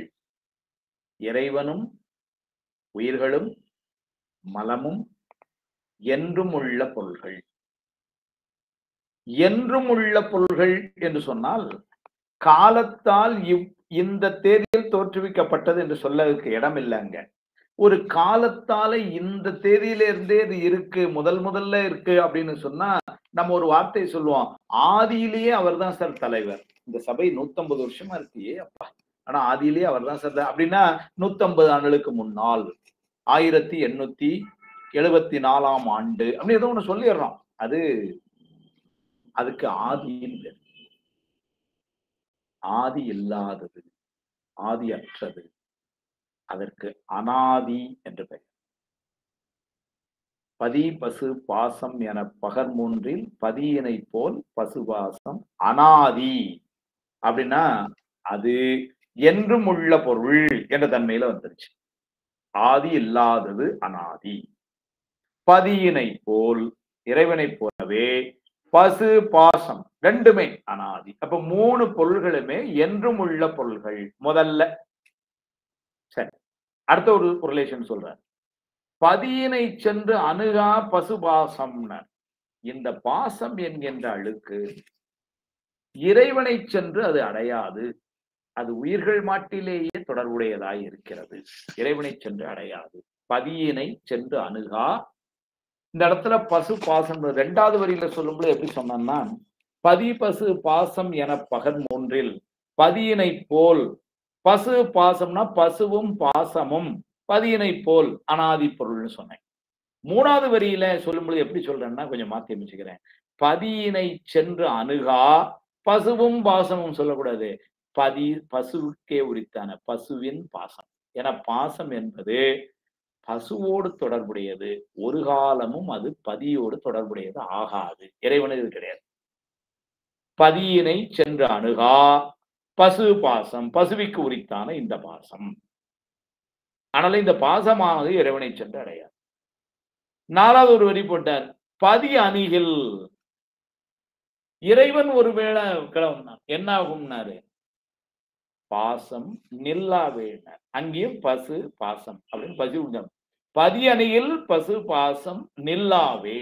அதனால அந்த பாசமானது இறைவன் திரு முன்னர் நிற்க முடியாது. எது போல என்று சொன்னால், ஒளியின் முன்னர் இருள் நிற்க முடியாது போல. பதி பசு பாசம் என பகர் மூன்றில் பதியினைப் போல் பசுபாசம் அனாதி. பதியினை சென்று அணுகா பசுபாசம் பதி அணியில் பசுபாசம் நில்லாவே என்று திருமந்திரம். இந்த 3 பொருள்களும் நித்த பொருள்கள் என்று சொல்லத சைவ சித்தாந்த ஒரு வார்த்தை சொல்லுவோம், உண்மை பொருள்கள் என்று சொல்லுவோம். அப்படின்னா என்ன அர்த்தம்னா, அழியும் தன்மையுடைய பொருள்கள் பொய் பொருள்கள், அழியா தன்மையுடைய பொருள்கள் உண்மை பொருள்கள். சைவ சித்தாந்தத்துல இந்த சொல்ல ஆட்சி இப்படி. உலகத்திலே கூட நம்ம சொல்லுவோம், காலத்தால டக்குன்னு அழியிற ஒரு பொருளா இருந்ததுன்னு வச்சுக்கோங்க, சரி இதெல்லாம் போய் சார் வேலைக்கு ஆகாது, ஏமாத்திட்டான் உங்களை கடையில, இப்படின்னு நம்ம சொல்லுவோம். அது உலகத்திலே அந்த சொல் பயன்பாட்டுல இருக்கு. ஆனாலும் அந்த சொல் இங்க எப்படி பயன்படுதுன்னா, அழியா தன்மையுடைய என்றும் நிலைத்து நிற்கக்கூடிய தன்மையுடைய அந்த பொருளுக்கு உண்மை பொருள் என்று பெயர், அழியும் தன்மையுடைய பொருளுக்கு பொய்ப்பொருள் என்று பெயர். அப்ப அந்த வகையிலே இறைவனும் உயிர்களும் மலம் என்று சொல்லக்கூடிய இந்த பாசமும் இவையெல்லாம் உண்மை பொருள்கள். இந்த உடம்பு, இந்த உலகத்துல நம்ம பேசிட்டு இருக்கிற இந்த லேப்டாப், இந்த மொபைல், காரு, வீடு, இதெல்லாம் பாத்தீங்கன்னா அழியும் பொருள்கள். இந்த 3 பொருள்களும் உண்மை பொருள்கள் என்றும் நிலைத்து நிற்கும் பொருள்கள் என்று அறிந்து கொள்ளுகின்ற அல்லது நிலைநிறுத்துகின்ற அந்த நிலையைத்தான் சைவ சித்தாந்த அடிப்படையாக முதல் கொள்கையாக சொல்லுகின்ற முப்பொருள் உண்மை என்பது. இந்த 3 பொருள்களும் உண்மை பொருள்கள் என்று நிலைநிறுத்துவதுதான் சைவ சித்தாந்த அடிப்படைகள்ல முதல்ல சொல்லக்கூடிய இலக்கணம். அடிப்படை பொருள்கள் 3, அந்த 3ம் உண்மை பொருள்கள் அல்லது நித்த பொருள்கள். இது யாராலும் படைக்கப்பட்டது அல்ல என்று சொல்வது. இதுதான் முதல்ல. இத சொன்ன உடனே இந்த 3 பொருள்களை பற்றி இன்னும் ஒரு வரி தெரிஞ்சு கொள்ளுக்கா சொல்லும் பொழுது உறவை எப்படின்னு, ஏன்னா ஒரு 3 பேர் சந்திச்சாங்க அப்படின்னா அவங்க ஒருத்தருக்கு ஒருத்தர் யார் சார், அவங்களுக்குள்ள ரிலேஷன்ஸ் என்ன அப்படின்னு நம்ம தெரிய வேண்டி இருக்கு. இதுல வேடிக்கை என்னன்னா, 3 பேர் சந்திச்சாங்கன்னு சொல்ல முடியல. 3 பேர் இருக்கிறாங்க, ஆனா அவங்க 2 பேரும் ஒருத்தருக்கு ஒருத்தர் சந்திக்க மாட்டாங்களாம். அப்படின்னா அந்த 2 பொருள் எதுக்கு இருக்கு அப்படின்னு சொன்னா, எஞ்சி இருக்கிற உயிர் தான் 2 பேரும் தொடர்புடைய பொருளா இருக்கு. அதுக்காக தான் அது இருக்கு. அப்படி இருக்கு. அப்ப இருக்கிறதே 3, பதி பசு பாசம். அதுல பதிக்கும் பாசத்துக்கும் தொடர்பு இல்லை. பாசம் போய் பதிட்டு அடைய முடியாது. பதி இறங்கி வந்தாலும் பாசங்க நிக்க முடியாத முன்னாடி. அப்ப இருக்கிற 3 பொருளே அவங்க 2 பேத்துக்குள்ள தொடர்பே இல்லை. எஞ்சின் இருக்கிற பசு ஒண்ணுதான் பதிவுடையும் தொடர்புடையது, பாசம் கூடையும் தொடர்புடையது. முதல்ல இந்த 3 பொருள்களுடைய அறிவை வைத்து பேசினா, பதி என்பது உயர்ந்த பொருள். அது எல்லாவற்றையும் தாமாகவே அறிந்து கொள்ளக்கூடிய ஆற்றலுடைய பொருள். அதனால அந்த அறிவுக்கு பேரறிவு என்று பெயர். இறைவனுடைய அறிவு பேரறிவு. உயிர்களுக்கு அறிவு உண்டான்னா உண்டு. எந்த அளவு இருக்குன்னா, அறிவிக்க அறியும். எல்லாவற்றையும் ஒரு சேர அறிந்து கொள்ளக்கூடிய ஆற்றல் அதுக்கு இல்லை. இந்த அறிவுக்கு சிற்றறிவு என்று பெயர். 3வதா மலம் என்று சொன்னமே, அந்த பொருளுக்கு அறிவே கிடையாது. அது சடப்பொருள்னு பேர். அப்ப இது எப்படி எடுத்துக் கொள்ளலாம்னா, பேரறிவுடைய பொருள், சிற்றறிவுடைய பொருள், அறிவற்ற பொருள். இப்படி அறிவை வைத்து அந்த 3 பொருளை எப்படின்னு முதல்ல சொல்லியாச்சு. சொல்லிட்டு அடுத்தால முக்கியமான செய்தி சொல்ல போறார். எப்படி சொல்றாருன்னா, ஒரு பொருளை பற்றி நாம படிக்கணும் அப்படின்னு சொன்ன முதல்ல இந்த 3 பொருள் உண்டுன்னு இப்போ சொல்லியாச்சு. இப்ப அந்த பொருளை பற்றி கொஞ்சம் நம்ம ஆழமா தெரிந்து கொள்ளணும். அப்போ ஒருத்தரை பத்தி ஆழமா தெரிந்து கொள்றது அப்படின்னா என்ன அர்த்தம்? நம்ம வழக்கில் என்ன சொல்லுவோம், சார் ஆளை நான் பார்த்துட்டேன், இருக்காருன்னு உறுதி பண்ணிட்டேன், நீங்க சொன்ன அட்ரஸ் இந்த ஆள் இருக்கார், ரைட். இப்ப அடுத்தது அந்த ஆளை பத்தி கொஞ்சம் விசாரிக்கணும் சார். அவருடைய குணாதிசயங்கள்லாம் எப்படி? ஒண்ணு இல்ல. இப்போ மகளுக்கு மாப்பிள்ளை பாக்குறோம்னு வச்சுக்கிடுவோமே, எல்லாரும் பெரியவங்களா தானே இருக்கிறோம். மகளுக்கு மாப்பிள்ளை பாக்குறோம், அப்ப என்ன பண்றோம்? ஒரு தரகரோ அல்லது நம்முடைய உறவினரோ யாரோ ஒருத்தர் இந்த மாதிரி சென்னையில இந்த இடத்துல வேலை பார்க்கிறாரு இந்த தம்பி அப்படின்னு சொன்னோட முதல்ல நம்ம என்ன பண்றோம்? அங்க போய் அப்படி ஒருத்தர் அங்க வேலை பார்க்கிறாரா, அங்க இருக்கிறாரா முதல்ல உறுதிப்படுத்திக்கிறோம். ஆமா சார், நீங்க கொடுத்த அட்ரஸ்ல சார் தான் அந்த தம்பி அவ காஞ்சிபுரத்துக்காரரு சென்னையில வேலை பார்க்காருன்னு சொன்னாங்க. இந்த கம்பெனில இருக்கிறாரு, அதெல்லாம் நான் கேட்டேன். நீங்க சொன்ன டீட்டெயில் எல்லாம் கரெக்ட். அவர் வேலை பார்க்கிறார், ரைட். இப்போ ஆளை உறுதிப்படுத்திடுச்சு. இப்ப அடுத்தது என்ன நடக்கும்னா, பையனுடைய குணங்கள்லாம் எப்படி கேட்டீங்களா? என்ன படிச்சிருக்கிறான்? வந்து ஆள் நல்ல அவனுடைய குணங்கள்லாம் எப்படி நம்ம குடும்பத்துக்கு ஒத்து வருமா? நம்ம பொண்ணு சொல்றது எல்லாத்தையும் அவன் கேட்பானா? அந்த காலத்துல அதெல்லாம் கேட்கறாங்க. இந்த மாதிரி வந்து அந்த காலத்துல மாத்தி கேட்பாங்க. இப்போ வந்து என்ன சொல்றாங்கன்னா, என் பொண்ணு சொன்னாலும் கேட்பானா? அவனுக்கு சமைக்க தெரியுமா? இப்படி சில கல்யாணத்துக்குன்னு உள்ள தகுதிகள் அவனுக்கு இருக்கான்னு பார்க்கணும்ல. அப்ப அவனுடைய குணாதிசயங்கள், குணங்கள் அதை நம்ம தெரிந்து கொள்கிறோமே, இதானே இயற்கை.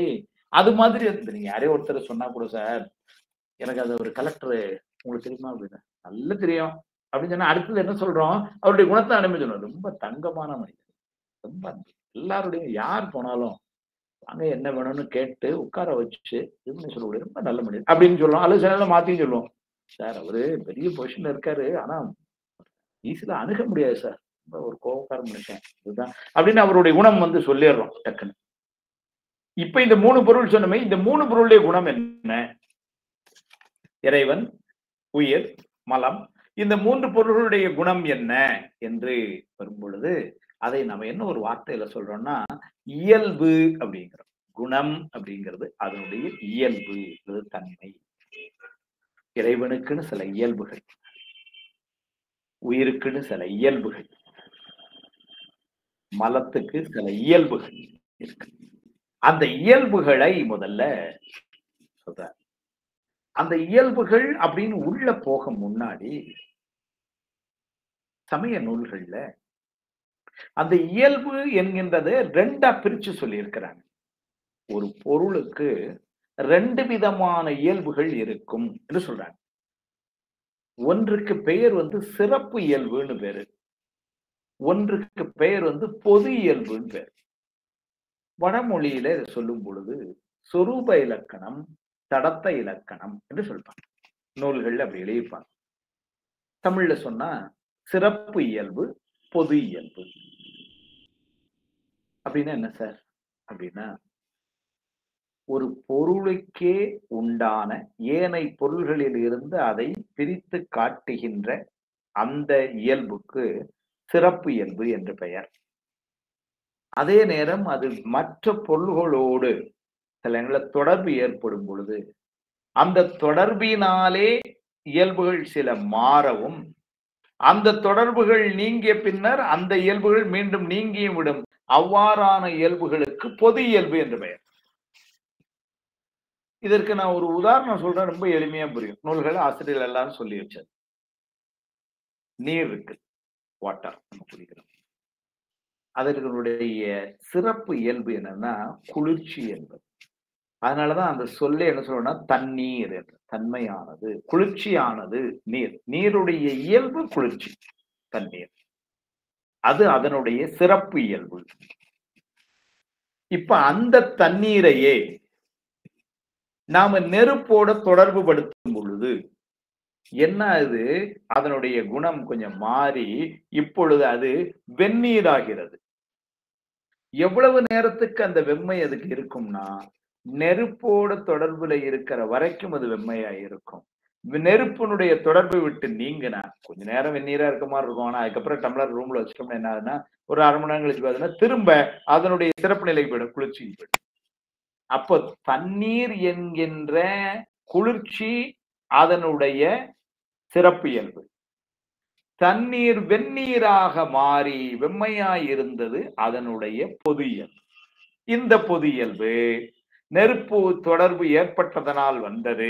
நெருப்பு நீங்கிய பின்னால் இதுவும் நீங்கிவிடும். ஆனால் குளிர்ச்சி என்கின்ற தன்னுடைய இயல்பு என்றும் அந்த நீருக்கு உண்டு. அதனால இப்படி தனக்கே உரித்தான நிலைக்கு சிறப்பு இயல்பு என்றும், பிற பொருளோடு தொடர்பு ஏற்படும் பொழுது அதனால் ஏற்பட்ட மாற்றம், பின்னர் அந்த தொடர்பு நீங்கும் பொழுது அது நீங்கி விடுகின்ற அந்த இயல்புக்கு பொது இயல்பு என்று பெயர். இந்த அடிப்படையை வச்சுக்கிட்டு இந்த 3 பொருளுக்கும் முதல்ல நமக்கு தெரியணும்.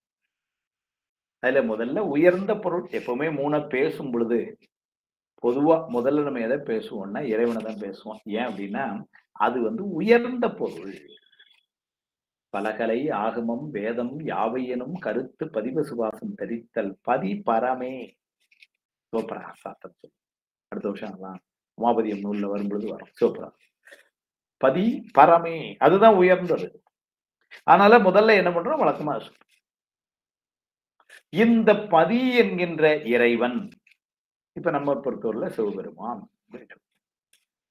அவருக்கு என்று இருக்கக்கூடிய சிறப்பு இயல்புகள் என்ன, பொது இயல்புகள் என்ன பார்க்கும் பொழுது முதல்ல சிறப்பு இயல்புகள் நூல்கள்ல 8 சொல்லப்பட்டிருக்கு. எல்லாருக்கும் தெரிஞ்சிருக்கலாம். தெரியாதவங்க ஒருவேளை குறிப்பு நோட்டு கையில வச்சிருந்தீங்கன்னா எழுதி கொள்ளலாம். அன்னைக்கு பாலராவையனை வகுப்புல கூட சொன்னாங்க, எல்லாருக்கும் ஒரு பாட நூலும் குறிப்பு நூலும் கையில் வைத்துக் கொள்ள வேண்டும் என்று. சில செய்திகளை பின்னாடி பரீட்சையில இதுல வரும் பொழுது அது ரொம்ப உதவியா இருக்கும். அதனால அது நீங்க நூல்கள்ல இருக்கு. நமக்கு இந்த அடிப்படைகளை சொல்லக்கூடிய நூல்கள் நிறைய இருக்கு. நம்முடைய அருணை வடிவேல் முதலியார் ஐயாவுடைய நூல்கள் இருக்கு. கங்காதரன் ஐயா நூல் செய்திருக்கிறார்கள் அடிப்படை வழக்கத்துல. டாக்டர் ஆனந்தராஜன் ஐயா அவர்கள் சைவ சமய விளக்கம் அடிப்படை நூல் எழுதியிருக்கிறார்கள்.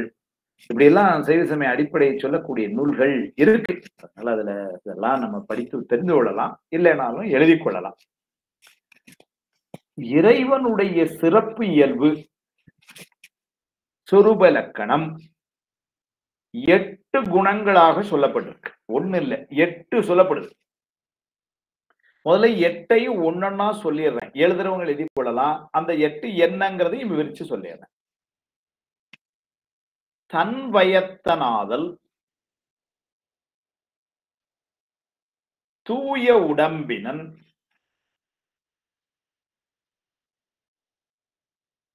இயற்கை உணர்வினன், முற்றும் உணர்வினன், இயல்பாகவே பாசங்களின் நீங்கியவன்,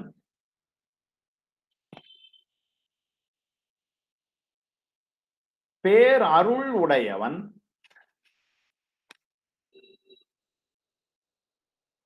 வரம்பிலா ஆற்றல் உடையவன்,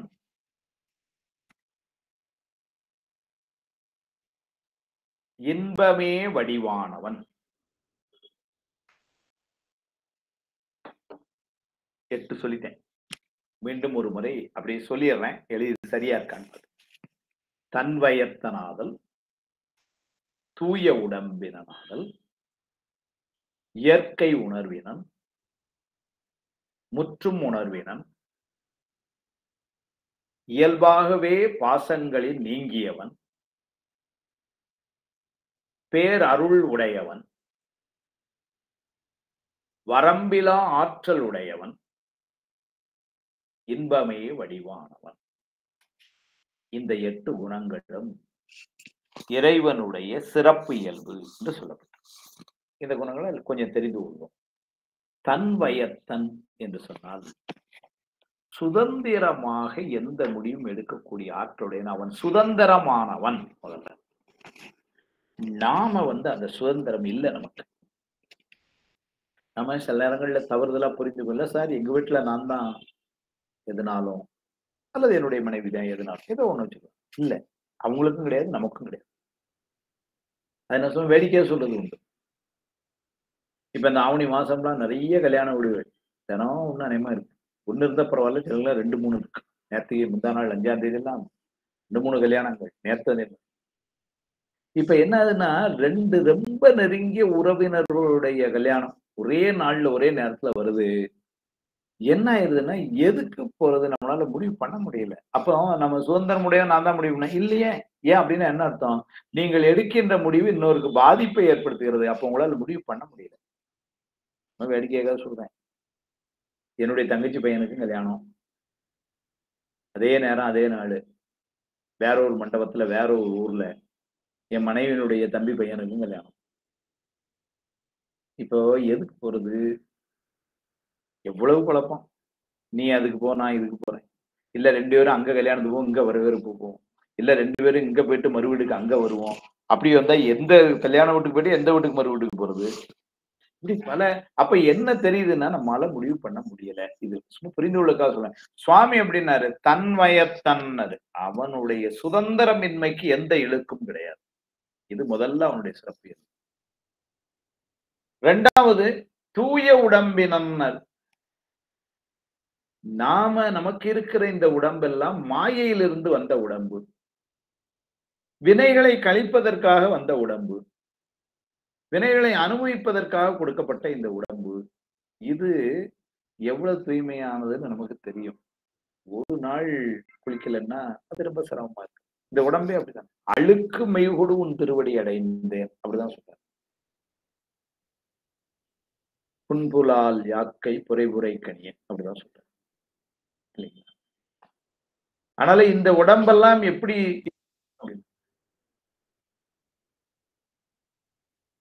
போர்வை வெளியே தோல் தான் நல்லா இருக்கு, உள்ள இருக்கிறதெல்லாம் இல்ல, அப்படிதான் இருக்கு. அதனால இந்த உடம்பு என்பது நமக்கு இப்படி இறைவனுடைய உடம்பு எப்படின்னா அது அருள் திருமேனியாக உடையவன். அருளே திருமேனியா பெற்ற அவனுடைய உடம்பு எப்படி இருக்கும்னா தூய உடம்பினன். அருளாளர்களோட ரொம்ப கவனமா நமக்காக செஞ்சு வச்சிருக்காங்க. நம்முடைய குணங்களை ஒப்பிட்டே அவனுடைய குணங்களை இப்ப சொல்லும்போது ரொம்ப எளிமையா புரியும் அவன் எவ்வளவு உயர்ந்தவன். நமக்கு அது சுதந்திரம் எல்லாம் இல்ல, அவன் தன்வயத்தன். நமக்கு சுதந்திரம் தூய உடம்பெல்லாம் நமக்கு இல்ல, அவனுக்கு தூய உடம்பு. புழு அழுக்கு மூடின்னு தான் சொல்றாரு. புறந்தோல் போர்த்து எங்கும் உள்ள என்ன ரொம்ப நல்ல பொருளா வச்சிருக்குன்னு சொல்ல, புழு அழுக்கு மூடினாரு. வெளியே கவரிங் தான் நல்லா அருமையான ஒரு தோலில் போட்டு பேக்கேஜ் நல்லா இருக்கு, உள்ள இருக்கதெல்லாம் அப்படின்ட்டு புறந்தோல் போர்த்து எங்கும் ரொம்ப நல்ல நல்ல பொருளை எல்லாம் முடிஞ்சு சொல்ல, புழு அழுக்கு மூடி. அதனாலதான் இந்த உடம்பு. சுவாமிக்கு அப்படி இல்லை, தூய உடம்பினன். மூணாவது சொன்னாரு இயற்கை உணர்வினன்னாரு. இயற்கை உணர்வினன் அப்படின்னா யாரும் அறிவிக்காமல் தானே அறிந்து கொள்ளக்கூடிய தன்மை உடையவன். நமக்கு அந்த அர்த்தம் இல்லை. எதனாலும் பக்கத்து வீட்டுல எதோ நடந்தா கூட என்ன உங்களுக்கு தெரியாதுன்னா சொல்லவே இல்லையா, இங்கதான் இருக்கிறேன் ஒரு வார்த்தை சொல்ல, ஏன் தெரியாது, நமக்கே தெரிஞ்ச முடியாது. இன்னைக்கு வகுப்புக்கு இப்படி எல்லாம் சொல்லி எல்லாம் பண்ணி அப்புறம் நம்முடைய தலைவர் ராதாகிருஷ்ணன் ஐயா அப்புறம் 2:30 ஒரு மெசேஜ் வர, இன்றைக்கு வகுப்பு 3 மணி என்பதை நினைவுபடுத்துகிறோம். அதனால ஏன்னா தெரியாமல் சார் இன்னைக்கு வகுப்பு எங்களுக்கு தெரியாமலே போச்சு, எல்லாம் உங்களுக்கு தானே தெரிந்து கொள்ள வேண்டும் அல்லவா அப்படின்னு சொல்ல முடியுமா? இல்ல, தெரியாது. அதனால உங்களுக்கு தகவல் கொடுத்து எனக்கு தகவல் கொடுத்து ஐயா ஆசிரியர் நீங்க வந்துருங்க, நீங்க பெறாங்க அப்படின்னு எனக்கு சொல்லி அப்ப என்ன ஆகுதுன்னா நமக்கு இயற்கையாக உணர்ந்து கொள்ளக்கூடிய ஆற்றல் நமக்கு இல்ல. சுவாமி அப்படி உழையவன், இயற்கை உணர்வினான். 4வது ஒண்ணு சொன்னார், அதுல இன்னும் மேம்பட முற்றும் உணர்வினார். அப்படின்னா முற்றும் உணர்வினன் அப்படின்னா என்ன அர்த்தம் அப்படின்னாரு, நாம உணர்கிறது அறிவிக்க அறிவீரம். அந்த அறிவித்தலும் எப்படி இருக்குன்னா ஒரு நேரம் ஒன்றுதான், ஒன்று விட்டு ஒன்றுதான் பற்ற முடியும். நம்ம ஒன்றா தான் அறிந்து கொள்ள முடியும். இப்ப வகுப்புல இருந்தா வகுப்புல என்ன நடக்குன்னு தான் அறிந்து கொள்ள முடியும். இங்க வெளியே என்னைக்கு என்ன நடக்குன்னு எனக்கு தெரியாது இப்போ. அப்ப இதை விட்டுட்டு தான் இப்ப அது போய் அங்க என்ன நடக்குன்னு பார்க்கணும். அதை விட்டுட்டு தான் இன்னொரு இடத்துக்கு போனா இன்னொன்னு. அப்ப என்னன்னா ஒரு நேரம் ஒன்றைத்தான் நம்மளால பற்றி ஒன்னொன்னாத்தான் அறிந்து கொள்ள முடியும். எல்லாத்தையும் ஒரு சேர நம்மளால அறிந்து கொள்ள முடியும்னா முடியாது. இறைவன் அப்படி இல்லை.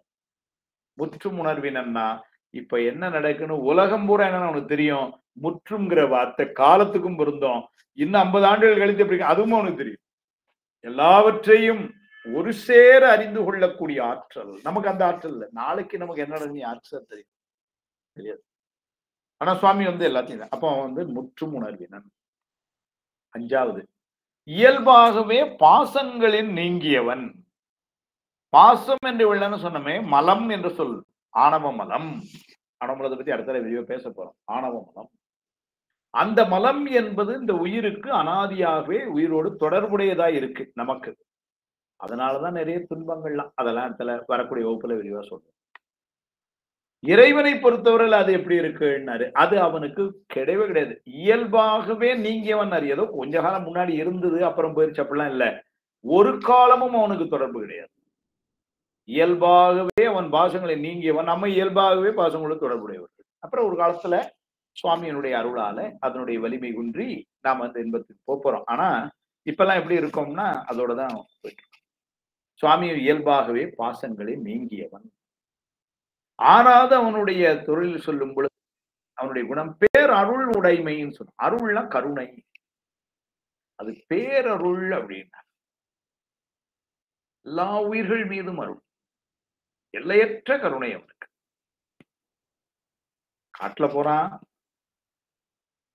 தாய் பன்றி இறந்து போச்சு, பன்றிக்குட்டிகள்லாம் அழுது பசிக்கலாம், தாய் பன்றி என்ன பண்றான், அந்த பன்றிக்குள்ள தான் போய் உயிராகி அந்த குட்டிகளுக்கு எல்லாம் பால் விடுகிறான். எவ்வளவு பெரிய கருணை பன்றிக்குட்டி மேல. பிரச்சனை யாரோ ஒருத்தர் கூப்பிட்டு அந்த எல்லாம் கூட்டு போய் அந்த வனவிலங்கு இவங்களை டாக்டரை பார்த்து சொல்லுப்பா என்னன்னு பார்த்து ஏற்பாடு பண்ண இந்த பன்றிகள்லாம் எங்கேயா கொண்டு பத்திரமா வைக்கிறோம் இல்ல. அவங்களுடைய கருணை பாருங்க. அவனே கேவலம் கேளலாய் பால் கொடுத்த கிட பரிவார் எம்பிரான் ஆவார். திருவாசகம் கொடுக்கிறார். கேளல்லாம் பன்றி கேவலம் கேளலாய் பால் கொடுத்த கிட பரிவார். சுவாமி அவ்வளவு கருணை. அது மட்டும் இல்லை, இந்த இடத்துல அருளல் என்பது என்னன்னா முக்தி இன்பம் தருவது. எல்லா உயிர்களுக்கும் அவன் முக்தி இன்பம் கொடுக்க இருக்கிறான். அருளல் என்கின்ற அவனுடைய தொழில் என்னன்னா முக்தி இன்பத்தை கொடுத்தல். யாருக்குனார்? எல்லா உயிர்களுக்கும் கொடுக்க இருக்கிறான். துக்கானதான் அவன் எல்லா உதவிகளையும் நமக்கு செய்யறான். அதனால எல்லா உயிர்களும் முக்தி இன்பம் பெறுவதற்கு உரிய கொடுக்கும், எல்லா உயிர்களுக்கும் முக்தி இன்பத்தை கொடுக்கக்கூடிய கருணை அவனுக்கு. அதுதான் பேர் அருள் உடைமையினர். கருணை, அப்படி ஒரு கருணை. நமக்கும் கருணை எல்லாம் இருக்கு. கொஞ்சம் ஒரு இடம் 2 3வது இடம் அதே உதவி தந்தானு செய்யுங்க, நம்மள போட்டு பார்க்கணும், போடா ஒண்ணும் கிடையாது அப்படின்றோம். ஒரு இடம் கொடுத்தாச்சு, 2 இடம் கொடுத்து திரும்ப நம்மளே வரான். என்னாச்சு, நம்ம கருணை போச்சு, இவ்வளவுதான் நமக்கு. எவ்வளவு தூரம் போட்டாலும் கேட்டாலும் கொடுக்கலாம் கருணை. அதனால பேரருள் உடைமை. 7வது அவனுடைய குணம் சொன்னாரு வரம்பிலா ஆற்றல் உடைமையினர். சுவாமியினுடைய ஆற்றலுக்கு ஒரு வரம்பே கிடையாது. நமக்கு ஆற்றல் இருக்கு சார் இல்லைன்னு சொல்ல, ஆனா அந்த ஆற்றலுக்கு ஒரு எல்லை உண்டு. நான் ரேஷன் கடைக்கு போறேன், 5 கிலோ சர்க்கரை கையில தூக்கிட்டு வரேன், என்னால தூக்கிட்டு வர முடியும். 5 கிலோ தூக்கிட்டு வரேன், அந்த ஆற்றல் எனக்கு இருக்கு. அதே இது நாளைக்கு ஏதோ ஒரு 50 கிலோ அரிசி தூக்கிட்டு என்னால தூக்க முடியாது சார் அப்படின்னு சொல்லி. அப்ப என்னதுன்னா என்னுடைய ஆற்றலுக்கு ஒரு எல்லை இருக்கு. அப்படி இருந்த ஒரு ஆட்டோ அதுல ஒரு வண்டி வாடகை பார்த்தா கொண்டு என்னால தூக்கிட்டு முடியாது. அப்போ ஒரு நம்மளுடைய ஆற்றலுக்கு எல்லாம் செயல் இருக்கும், நமக்கு ஒரு எல்லை உண்டு, அதுக்கு மேல இல்ல. சுவாமியினுடைய என்னது எல்லையே கிடையாது அவனுக்கு, வரம்பிலா ஆற்றல். அவன் என்ன வேணாலும் அவனால செய்ய பராக்கிரம். அப்படி அதுதான் வரம்பிலா ஆற்றல். 8வது நான் சொன்னேன் இன்பமே வடிவானவன். நாமெல்லாம் எப்படி இருக்கிறோம்னா இன்பத்தை கொஞ்சம் அனுபவிக்கிறோம், அதுக்கு நடுவில் துன்பமும் இருக்கு. நம்ம எப்பவுமே இன்பம் முடியுமா? இல்ல. 2வது அதுவும் கூட யாராவது கொடுத்தாத்தான் நம்ம அனுபவிக்கிற மாதிரி. இன்பம் என்பதையும் நம்ம நாடி சொல்லுகிறோம், துன்பம் என்பதையும் நாம நாடிதான் தெரியாமலே ஆனா நாடி சொல்லுகிறோம். அல்லது அது நம்ம சேருது, அப்படிதான் இருக்கும். சுவாமி அப்படி இல்லை. அவன் இன்பத்தை நாடி செல்வதும் இல்லை, அவனுக்கு துன்பம் கிடையாது. அந்த இன்பம் அவனே இன்ப பொருள் தான். அவன் இன்பமே வடிவான பொருள் அவன். இப்படி 8 குணங்கள், தன்வயத்தன், தூய உடம்பினன், இயற்கை உணர்வினன், முற்றும் உணர்வினன், இயல்பாகவே பாசங்களில் நீங்கியவன், பேரருள் உடையவன், வரம்பிலா ஆற்றல் உடையவன், இன்பமே வடிவானவன். இந்த 8 குணங்களும் பெருமானுக்கு கடவுளுக்குரிய சிறப்பு இயல்பு. இது அவனுக்கே உரித்தானது. அப்ப கருணை என்பது அவன் கூடயே இருக்கு, பேரருள்.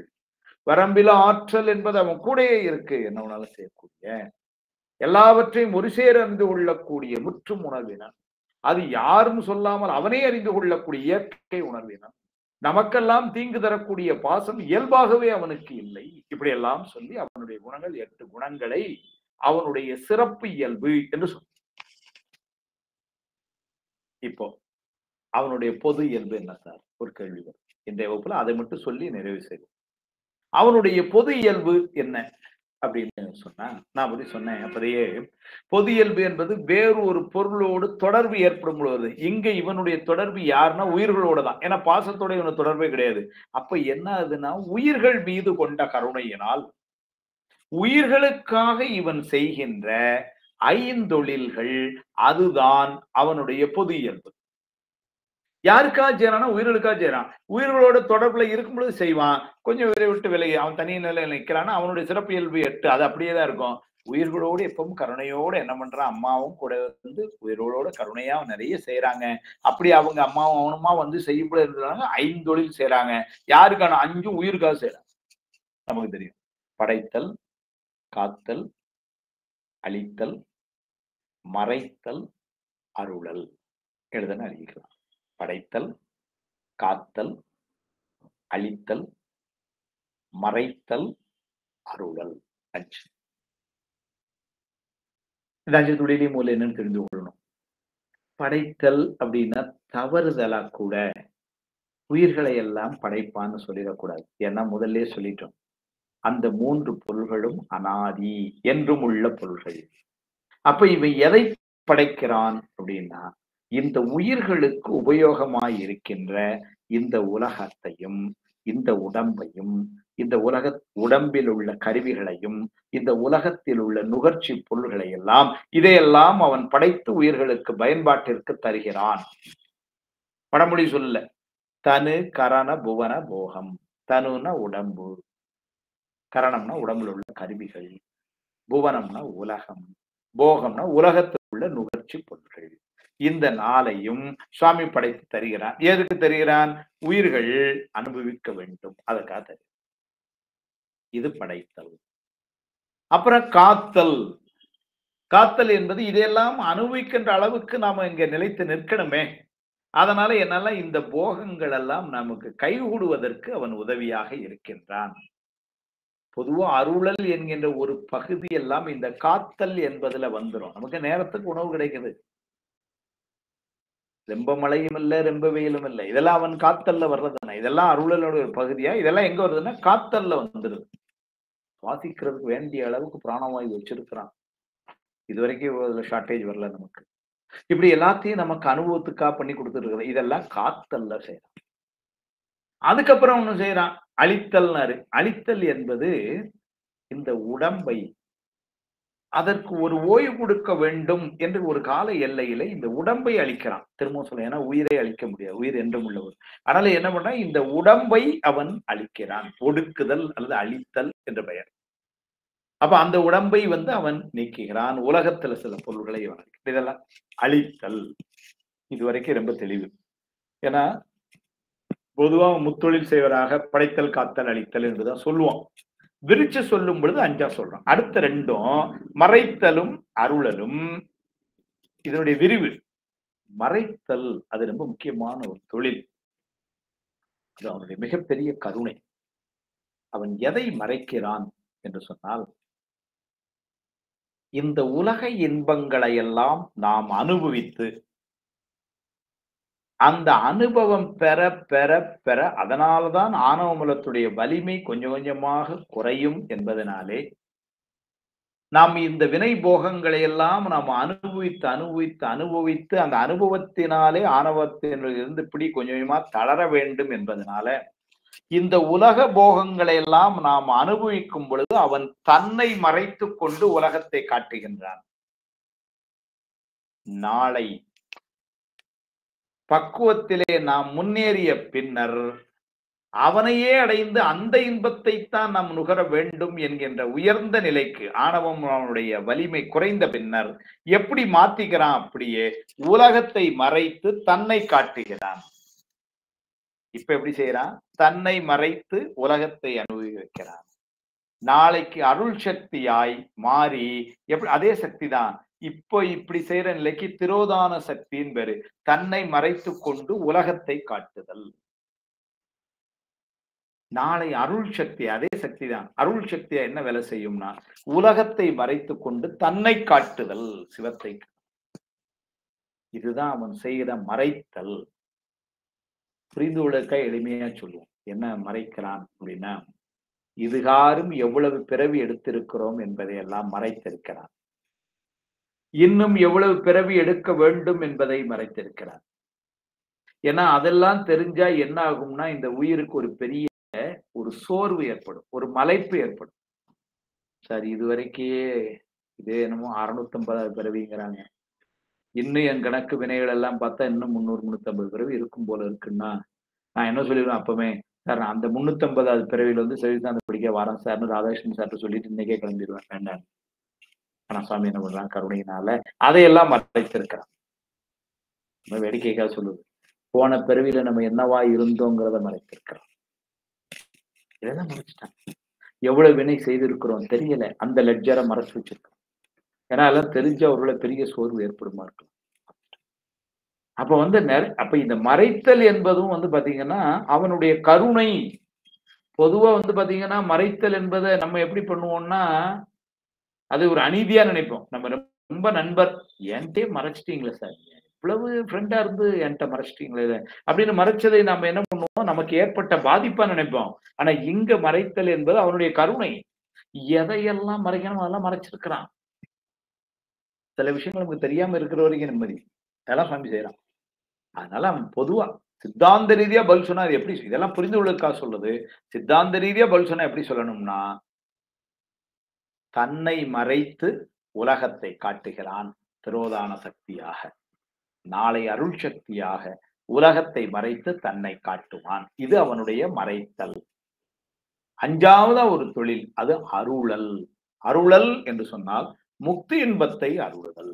ஏன்னா பொதுவா இந்த உலகத்தை சாப்பாடு கொடுக்குறது அதுவும் அவனுடைய திருவருள் தான். நமக்கு வேண்டிய துணிமணி கொடுக்குறது அவனுடைய திருவருள் தான். இப்படி ஒரு வகுப்பு ஏற்பாடு பண்ணி கொடுக்குறது அதுவும் அவனுடைய திருவருள் தான். இதெல்லாம் பொதுவா எங்க வந்துரும்னா காத்தல்ல வந்துரும்.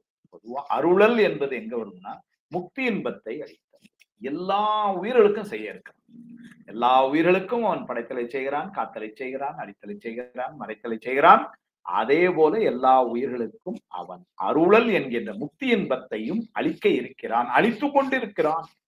வரிசையா நம்மளாம் அந்த டிராவல் பண்ணிட்டு இருக்கோம். ஒரு நாள் அந்த டெஸ்டினேஷன் ரீச் ஆயிரும், நமக்கும் கொடுப்பான். இதுக்கு முன்னாடி குரூப் போய்கிட்டே இருக்காங்க, நம்ம பின்னாடி போய்கிட்டே இருக்கோம். சாமி நமக்கு கொடுப்பான். அதனால அந்த அருளல் என்று சொல்லி இந்த 5 ஒளிகளும் பொது இயல்பு என்று சொல்லப்படுகிறது. அப்போ இறைவனுடைய எண் குணங்கள் அவனுடைய சிறப்பு இயல்பு, இறைவன் செய்கின்ற 5 தொழில்கள் அவனுடைய பொது இயல்பு என்று அந்த இடத்துல நிறுத்திட்டோம்.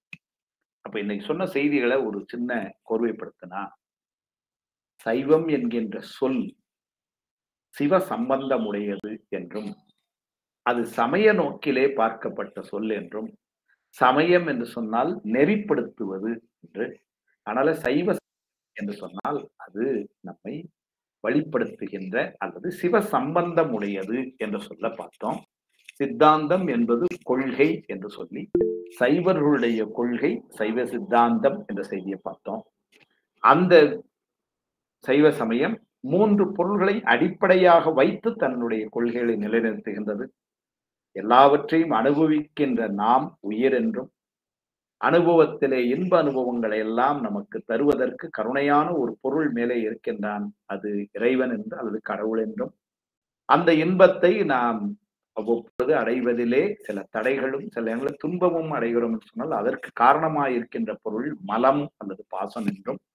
அப்ப இந்த 3 பொருள்கள் பதி என்றும் பசு என்றும் பாசம் என்றும் 3 பொருள்கள் அடிப்படையாக இருக்கின்றன என்ற செய்தியும், அதற்கு ஆதாரமாக கந்தபுராணத்திலே இருந்து ஆன்றதோர் தொல்பதி ஆறுயிர் தொகை வான்திகள் தலை என்று சொல்லியும், திருமந்திரத்திலே பதிபசு பாசம் என பகர் 3இல் பதியினை போல் பசு பாசம் அனாதி என்கின்ற மந்திரத்தையும், அவ்வாறு அந்த 3 பொருள்களும் ஒவ்வொரு பொருளுக்கும் உள்ள உறவு முறை பற்றியும், பதிக்கும் பாசத்திற்கும் தொடர்பு இல்லை என்றும், 2 பொருள்களோடும் தொடர்புடையதாய் இருப்பது பசு என்ற செய்தியும், இந்த 3 பொருள்களும் என்றும் உள்ள பொருள்கள் உண்மை பொருள் என்று அறிந்து கொள்வதுதான் முப்பொருள் உண்மை என்கின்ற முதல் அடிப்படை கொள்கையையும், அந்த 3 பொருள்களுடைய குணங்களை எல்லாம் நாம் அறிந்து கொள்ளுதல்தான் இயல்புகள் என்று சொல்லி, எல்லா பொருள்களுக்கும் சிறப்பு இயல்பு என்று சொல்லக்கூடிய சொரூப லக்கணமும் பொது இயல்பு என்று சொல்லக்கூடிய தடத்த லக்கணமும் இருக்கும் என்று சொல்லி, அதற்கு நீரை உவமையாக காட்டி குளிர்ச்சி என்பது அதற்கு சிறப்பு இயல்பு என்றும், நெருப்போடு ஏற்படுகின்ற தொடர்பினாலே வருகின்ற மாற்றம் அதற்கு பொது இயல்பு என்றும் சொல்லி, அந்த இயல்புகளிலே இறைவன் என்கின்ற பொருளுக்கு 3 பொருள்களிலே உயர்ந்த பொருளாக இருப்பது, அதனால முதல்ல இறைவனுக்கு சொல்ல ஆரம்பித்து அவனுடைய எண் குணம் என்பதுதான் அவனுக்கு இருக்கின்ற சிறப்பு இயல்பு என்றும், அவனுக்கு இருக்கக்கூடிய அவன் உயிர்களின் பொருட்டு செய்கின்ற ஐந்தொழில்கள் தான் அவனுடைய பொது இயல்பு என்று சொல்லி, இந்த அளவிலே இன்றைய வகுப்பினுடைய, அதாவது முதல் வகுப்பு சைவ சமய அடிப்படை நெறிகளும் வழிபாட்டு முறைகளும் என்கின்ற இந்த அலகிலே முதல் வகுப்பை இந்த அளவிலே நிறைவு செய்கின்றோம். அடுத்த வாரம் 14ஆம் தேதி இதனுடைய தொடர்ச்சியாக எஞ்சி இருக்கக்கூடிய 2 பொருள்கள் உயிர் மற்றும் பாசம், அதனுடைய சிறப்பு இயல்பு பொது இயல்புகளையும், அதனுடைய தொடர்ந்து நம்முடைய அடிப்படை நூல்கள் சைவ சித்தாந்த உண்மைகளை எல்லாம் தொடர்ந்து நாம் சிந்திக்க இருக்கிறோம் என்று சொல்லி, இதற்கு துணையாய் இருந்த திருவருளுக்கும் குருவருளுக்கும் காஞ்சி பெரிய அவருடைய திருவடிகளையும் மனதிலே வலுத்தி வணங்கி, கல்லூரி முதல்வர் அவர்களுக்கும் துணை தலைவர் அவர்களுக்கும் நம்முடைய தெய்வசிகமணி அவர்களும் கலந்து கொண்டு உங்கள் எல்லோருக்கும் என்னுடைய அன்பையும் நன்றியும் சொல்லி நிறைவு செய்கின்றேன். இன்னொரு 10 நிமிடம் 15 நிமிடம் நான் லைன்ல இருக்கிறேன். ஏதேனும் கேள்விகள் இருந்தால் அல்லது சில கருத்துக்கள் இருந்தால் அந்த பரிமாற்றம் நம்முடைய துறை தலைவர் அவர்கள் இனிமேல் அதை வழிகாட்டுவது போல இன்னொரு 15-20 நிமிடம் தொடர்ந்து செய்யலாம் என்று சொல்லி இந்த அளவிலே நிறைவு செய்கின்றேன். திருச்சிற்றம்பலம். வணக்கம் ஐயா. வணக்கம்மா. ரொம்ப அருமையா சொன்னீங்கய்யா. மறைத்த ரொம்ப புரியுற மாதிரி சொன்னீங்க. என் குணங்கள் ரொம்ப அருமை ஐயா. இன்னைக்கு கிளாஸ் ரொம்ப சிறப்பா இருந்தது. ரொம்ப ரொம்ப நன்றி ஐயா. மகிழ்ச்சிமா. சிறப்புமா ஐயா. மிகச்சிறப்பு. ஒரு இதை விட எளிமையா ஒரு சிரிவா சொல்ல முடியுமான்னு தெரியல. மிக அற்புதமா இருந்தது. பங்கேற்பாளர்கள் தங்களுடைய கேள்விகளை கேட்கலாமா? ஏதாவது கேள்விகள் இருந்தா வினாக்கள் இருந்தா பேசலாம். ஐயா வணக்கம். வணக்கம். ஒவ்வொருத்தரா. ஐயா வணக்கம் ஐயா. வணக்கம்மா, சொல்லுங்கம்மா. என்னுடைய பேர் மீனாட்சிங்க ஐயா. காஞ்சிபுரத்துல இருந்து இணைஞ்சிருக்கேங்க ஐயா. சொல்லுங்க ஐயா, உங்களுடைய உரைகள் எல்லாம் கேட்கறதுக்கு இறைவனுடைய திருக்கருணை தாங்க ஐயா காரணம் எங்களுக்கு. ரொம்ப ரொம்ப நன்றிங்க ஐயா. ஐயா, எனக்கு ஒரே ஒரு சந்தேகம் ஐயா. நீங்க இந்த முப்பொருள் உண்மை சொன்னீங்க இல்லைங்க ஐயா? அதுல மலம் அப்படிங்கறதும் அழியாத தன்மை உடையது அப்படிங்கிற ஒரு கருத்து சொன்னீங்க ஐயா. இப்போ உயிர்களுக்கு மலம் அழிந்த பிறகுதானங்க ஐயா இறைவனுடைய திருவடி நம்ம போய் சேர முடியும்? இல்லம்மா, அது அழியும் என்று சொல்லக்கூடாது. அது நித்த பொருள். அதனுடைய தன்மை கெட்டு அல்லது வலிமை இழந்து அப்படின்னு தான் சொல்லணும். அந்த பொருள் அழியாது, அதனுடைய குணம் தன்னுடைய தன்மை அல்லது அந்த வீரியம் இழந்து நிற்கும், அவ்வளவுதான். சரிங்க, ரொம்ப ரொம்ப நன்றிங்க ஐயா. ரொம்ப செறிவான விளக்கங்களை நாங்க கேட்டோங்க ஐயா. ரொம்ப நன்றிங்க ஐயா. மகிழ்ச்சி ஐயா. வணக்கம் ஐயா. வணக்கங்கம்மா, சொல்லுங்கம்மா. ஐயா, அந்த பொது இயல்புல நீங்க எல்லாமே நல்லா புரிஞ்சுதுங்க ஐயா. பொது இயல்புல இந்த 5 உயிர்கள்ல ஃபர்ஸ்ட் இந்த படைத்தல், அப்புறமா காத்தல், அது கொஞ்சம் சொன்னீங்கன்னா கொஞ்சம் இதா இருக்கும். படைத்தல் அப்படிங்கிறதுமா, இந்த உயிரானது செயல்படுவதற்காக மாயையில இருந்து இந்த உடம்பை கொடுத்து, உலகத்தை கொடுத்து, உடம்புல இந்த கருவி கரணங்கள்லாம் கொடுத்து, உலகத்துல இந்த நமக்கு நுகர்ச்சி பொருள்கள் வேண்டியதெல்லாம் கொடுத்து, இதையெல்லாம் தான் அவன் படைக்கிறான். அதுதான் படைத்தல் என்பது. இந்த வகையிலையும் இந்த உயிரை படைத்தான் என்று சொல்லிடக்கூடாது. இதையெல்லாம் இந்த உயிர் அனுபவிப்பதற்காக சுவாமி படைத்து கொடுத்தது. அந்த படைத்து கொடுத்த பொருள்களை எல்லாம், அந்த போகங்களை எல்லாம் நாம் அனுபவிப்பதற்காக செய்யணும் பாருங்க. அது காத்தல். இப்போ வீட்டுல ஒரு டிவி வாங்கி கொடுத்துட்டாங்க. அது ரொம்ப புதிய இதுல உள்ள டிவி 2 லட்சம் ரூபாய்க்கு. உங்களுக்கு அதுல எந்த பட்டனை அமுக்கன்னு கூட தெரிய மாட்டாங்க இப்போ. அப்படின்னா இருந்தும் பிரயோஜனம் இல்லை. கார் வாங்கி கொடுத்தாங்க, எனக்கு ஓட்ட தெரியாது அப்படின்னா 40 லட்சம் ரூபாய் காரு எனக்கு ஓட்ட தெரியலன்னா அந்த காரை என்னால அனுபவிக்க முடியாது. ஆனா கொடுத்தாங்க, ஆனா அப்போ கொடுத்தது படைத்தல், அனுபவிக்குமாறும் செய்கிறான்ல, இது காத்தல். சுவாமி என்ன பண்றான், உங்களுக்கு பேரப்பிள்ளை கூட உட்காந்து உங்களுக்கு போட்டு கொடுக்குறான், அல்ல உங்க பையன் இருக்கிறாரு, நீங்க இருந்த இடத்துல இருந்து ரிமோட் வச்சு அமைக்கிட்டு பாத்துட்டு இருக்கீங்க அடுத்த சேனலை. இதெல்லாம் சுவாமி என்ன பண்றான், உங்களுக்கு அனுபவிக்க வைக்கிறான். இது காத்தல் இந்த உலகத்துல. அது ஆமா. ரொம்ப நன்றிங்க. ரொம்ப நல்லா இருந்தது, நல்லா புரிஞ்சுதுங்க ஐயா. நன்றிங்கம்மா, நன்றிங்கம்மா. வணக்கம் ஐயா. வணக்கம் ஐயா, சொல்லுங்க. கிருஷ்ணமூர்த்தி பேசுறேன் ஐயா. சொல்லுங்க ஐயா, சொல்லுங்க ஐயா. இயல்புல சிறப்பு இயல்பு, பொது இயல்பு 2 சொன்னீங்களா ஐயா? ஆமையா, ஆமையா. அதுல சிவபெருமானோட சிறப்பு இயல்பு சொரூப இலக்கணம் 8ன்னு சொன்னீங்க ஐயா. ஆமா ஆமா. பொது இயல்புல 5 சொன்னீங்க இல்லையா? படைத்தல், காத்தல், அழித்தல், மற்றல். அந்த பொது இயல்புகளோட லக்கணம் என்னவையா? சொரூப லக்கணம் 8ன்னு சொன்னீங்க இல்லையா? இது வந்து தடத்தலக்கு. தடத்தலக்கு. ஓகே, நன்றி ஐயா.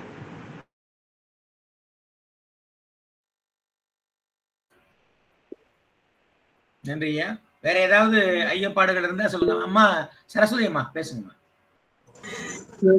ஐயா நமசிவாயா. வணக்கம், சொல்லுங்க ஐயா. இறைஞானம்ங்கிறது இறைவன் தான் நமக்கு கொடுக்கறாரு இல்ல?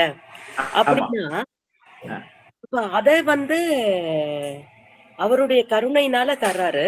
அப்ப நான் இதை காக்கிறது அப்படிங்கிறது காற்று, அதை காத்து நான் அதை பயன்பாட்டுக்கு கொண்டு வர்றது, அப்ப அது அருளலா? இல்லம்மா, அருளல் என்கின்ற தொழில் வந்து முக்தி அளித்தல், அதுதான் அருளல். ஆனா இந்த சின்ன சின்ன விஷயங்கள்லாம் இப்ப அருளல் தான் இல்லையா? இப்படி ஒரு வகுப்பு நடக்குது, இன்னைக்கு நமக்கு சாப்பாடு கிடைக்குது, இதெல்லாமே அருளல் தான். இதெல்லாம் காத்தல் தொழில்ல பகுதியா வந்துருது. அருளல் என்கின்ற தொழில் உயர்ந்த நிலையில முக்தி இன்பத்தை அருளுதல், அதுதான் அருளல் என்கின்ற தொழில். ஆனா இன்னைக்கு அவன் உதாரணத்துக்கு எனக்கு தண்ணி தாகமா இருக்குது, உடனே இப்ப இந்த தண்ணிக்கு முன்னாடி இருக்குது குடிச்சுக்கிறேன், இது சுவாமி அருள், இதெல்லாம் தண்ணி கிடைக்காம நான் சங்கடப்படல, தண்ணி கிடைக்குது எனக்கு உடனே, இதெல்லாம் வந்து அருள் தான். இதெல்லாம் வந்து காத்தல் தொழிலுடைய பகுதியா வந்துருது.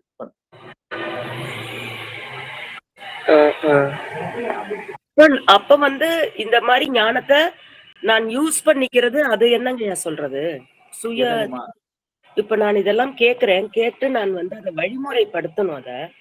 அது அதுக்கு வந்து இறைவன்ங்கிறத வந்து நான் எப்படிங்க நான் அந்த தொழில வச்சு பாக்குறது? இல்ல, இப்போ அதெல்லாம் காத்தல்ல தான் வந்துருது. உங்களை காத்தல் அப்படிங்கிறது, இப்ப நம்ம குழந்தைகளை எல்லாம் நாம வந்து காத்து வளர்த்து இன்னைக்கு இந்த அளவுக்கு ஆக்கி வச்சேன் அப்படின்னு தான் நம்ம சொல்றோம் வீட்டுல. அதே மாதிரி சுவாமி நம்மளை வளர்க்குறான். இப்படி வந்து ஒண்ணும் தெரியாதமா நம்ம இருந்த நம்மைய கொண்டு வந்து கொஞ்சம் படிக்க வச்சு, கொஞ்சம் தமிழ் படிக்க வச்சு, அதுக்கப்புறம் இப்படி நம்மளை இந்த சங்கர காலேஜோட தொடர்புல கொண்டு ஏற்படுத்தி வச்சு, ராதாகிருஷ்ண ஐயாவோ தொடர்பு நமக்கு ஏற்படுத்தி கொடுத்து, இந்த பாடத்திட்டத்தை வகுத்து கொடுத்து, இதெல்லாம் இப்படி கொஞ்சமா வந்து நம்ம வளர்த்து அவன் கொஞ்சமா வளர்த்து எடுத்துக்கிட்டே போறான் வந்து. இதுதான் இதெல்லாம் என்ன நமக்கு தெரியாமதான் இருந்தேங்கிறோம். இன்னைக்கு நம்ம அப்படியே வளர்ந்து கொண்டே இருக்கிறோம் இல்லையா? இதெல்லாம் காத்தல் அவனுடைய தொழில ஒரு பகுதி. அதாவது அருளல் அப்படிங்கிறதுக்காக முக்தி கொடுக்கறதுக்காக நம்மள காத்துட்டு வரோம். அருளல் முக்தி கொடுப்பதற்கு முன்னாடி நம்ம எதை தயார் செய்யறோம். அருளல் என்பது முக்தி இன்பத்தை அளித்தல், அதுதான் சொல்லணும். நமஸ்காரம் ஐயா. நமஸ்காரம், சொல்லுங்கம்மா. ஐயா நமஸ்காரம், நான் ராஜகுமாரி பேசுறேன். சொல்லுங்கம்மா. எனக்கு இன்னும் ஒரே ஒரு விளக்கம். இப்ப நம்ம வந்து உடல்ல இருந்து உயிர் போயிருச்சுன்னு சொல்லி நம்ம சொல்றோம், இறந்ததுக்கு அப்புறம் உடலை விட்டு உயிர் பிரிஞ்சிருச்சு அப்படின்னு சொல்றோம். ஆனா வந்து இதுல அழித்தல் அப்படிங்கறதுல வந்து நம்ம பூத உடலை இறைவன் அழிக்கிறார் அப்படின்னு சொல்லுங்க. எனக்கு இது ரெண்டுக்கும் ஒரு வேரியேஷன் கொஞ்சம் சொல்லிட்டு. அதாவது உயிர் என்பது அழிக்க முடியாத பொருள், அது என்றும் உள்ள பொருள் என்று சொல்லிட்ட. கடைசியில முக்தி இன்பம் போறப்ப கூட உயிர் அழிக்கப்படாது, அவனுடைய திருவடியிலேயே இருந்து இன்பத்தை அனுபவித்துக் கொண்டு இருக்கும், அதுதான் நிலை. அதனால அழித்தல் முடியாது. இங்க அழித்தல் என்பது பாத்தீங்கன்னா, இப்ப நான் இந்த உடம்பு தாங்கி இருக்கிறேன், ஒரு கால எல்லையில இந்த உடல்ல இருந்து இந்த உயிரை பிரிச்சு சுவாமி என்ன பண்ணிடுறான், இந்த உடலை இங்க அழிச்சிடறான். நாளை என்ன பண்றான், என்னுடைய வினை மிச்சம் இருக்குமானால் இன்னொரு பிறவின்னு வேற ஒரு உடம்பு கொடுத்து இன்னொரு பிறவி வந்து கொடுக்கறான். அப்ப அது கூட ஒரு பகுதி படைத்தல்ல வந்துருது, இன்னொரு உடம்பை எனக்காக படைச்சு அப்படி கொடுக்கறது ஒண்ணு. இப்ப இந்த உடம்பு இங்க மண்ணோட மண்ணா அங்க இதாயிருது, இது வந்து அழித்தல். அதனால அது வந்து அதுவும் கருணையினாலதான் செய்யறான். ஏன்னா உயிர் வந்து கிட்டத்தட்ட 70 வருஷம் 80 வருஷம் ஓடி டயர்ட் ஆயிருது. நீங்க இந்த உலகத்திலே பாருங்க, ஒரு 60 வயசு ஆன உடனே கவர்மெண்ட் என்ன பண்ணா, ஒரு ரிட்டையர்மெண்ட் கொடுக்குறான், ஏன்னா ஒரு ஓய்வு வேணும். அது மாதிரி வந்து சுவாமி என்ன பண்றான், 80 வயசுல இந்த உயிர் உடம்ப வச்சு இவ்வளவு நாள் கஷ்டப்பட்டுடுது, அதனால இதுக்கு ஒரு ஓய்வு கொடுக்குற மாதிரி இந்த உடம்பை நீக்கிட்டு மேல கொண்டு போய் இளைப்பாரி திரும்ப தேவைப்பட்டா இன்னொரு உடம்பை கொடுத்து அடுத்த பிறவி இன்னொரு இன்னிங்ஸ் அப்படி சொல்றான். அப்ப இந்த உடம்பு அழிகின்ற இந்த நிலை தான் அழித்தல் என்று சொல்றோம். ஐயா, இந்த 5 தொழில்களையும் நம்ம புரிஞ்சு கொள்வதற்காக உலகிலோடு தொடர்பு பத்தி சொல்லலாம் இல்லையா? ஒரு குழந்தையை பெற்று எடுத்து வளர்த்து இந்த சமுதாயத்தில் நல்ல ஒரு மகனா ஒப்படைக்கூடிய தாய் தந்தையை கூட அந்த ஒரு 5 இதுவும் சொல்லலாம் இல்லையா? இல்ல அதுல அழித்தல என்னன்னு சொல்வீங்க? அழித்தல்றது ஒடுக்குதல். ஒரு அவன் மீறி போகும்போது அவனை ஒடுக்குறாங்க இல்லையா, இதை பண்ணாத இதை பண்ணு அப்படின்னு. புரிந்து கொள்றதுக்காக நம்ம கையாளுறது தப்பு இல்லை. அதான் உலகிலோட முத்தியின் மூலம் என்னன்னா, உலகில ஒரு குழந்தை பெற்றெடுத்து இந்த சமுதாயத்துல நல்ல ஒரு அந்த சமுதாயத்துக்கு நல்ல ஒரு மகனை ஒப்படைக்கணும். அது ஒரு இந்த அல்டிமேட் இது அதானே. அதாவது அது வந்து ஒரு புரிந்து கொள்ற நோக்கில அப்படி சொல்றது தப்பு இல்லை. ஆனா ஒரு என்ன சொல்லலாம்னா அது ஒரு இலக்கணம் வழியில அது அப்படி சொல்றது முறை இல்லை. ஏன்னா யாருடைய ஐந்தொழிலை பத்தி பேசிட்டு இருக்கோம்னா ரொம்ப உயர்ந்த பொருள் அவன். இப்போ நான் செய்யற சில காரியங்களை மதிவாணன் ஐயாவும் இப்படி செய்வார் அப்படின்னு சொல்லலாம். சரஸ்வதி அம்மா செய்யற செயல்களை என்னுடைய செயல்களோட தொடர்புபடுத்தி சொல்லலாம். ஏன்னா நம்ம எல்லாம் உலகத்துல இருக்கிறவங்க சொல்லலாம், தப்பு இல்லை. ஆனா இறைவன் செய்கின்ற அந்த தொழில இதோட சொல்றது வந்து ஒரு பெரிய நயமா இல்லை. ஆனா புரிந்து கொள்ளக்காக வச்சுக்கிறது தப்பு இல்லை. அதுதான் சரி. நன்றி ஐயா. மிக நன்றிங்க ஐயா. ஒரு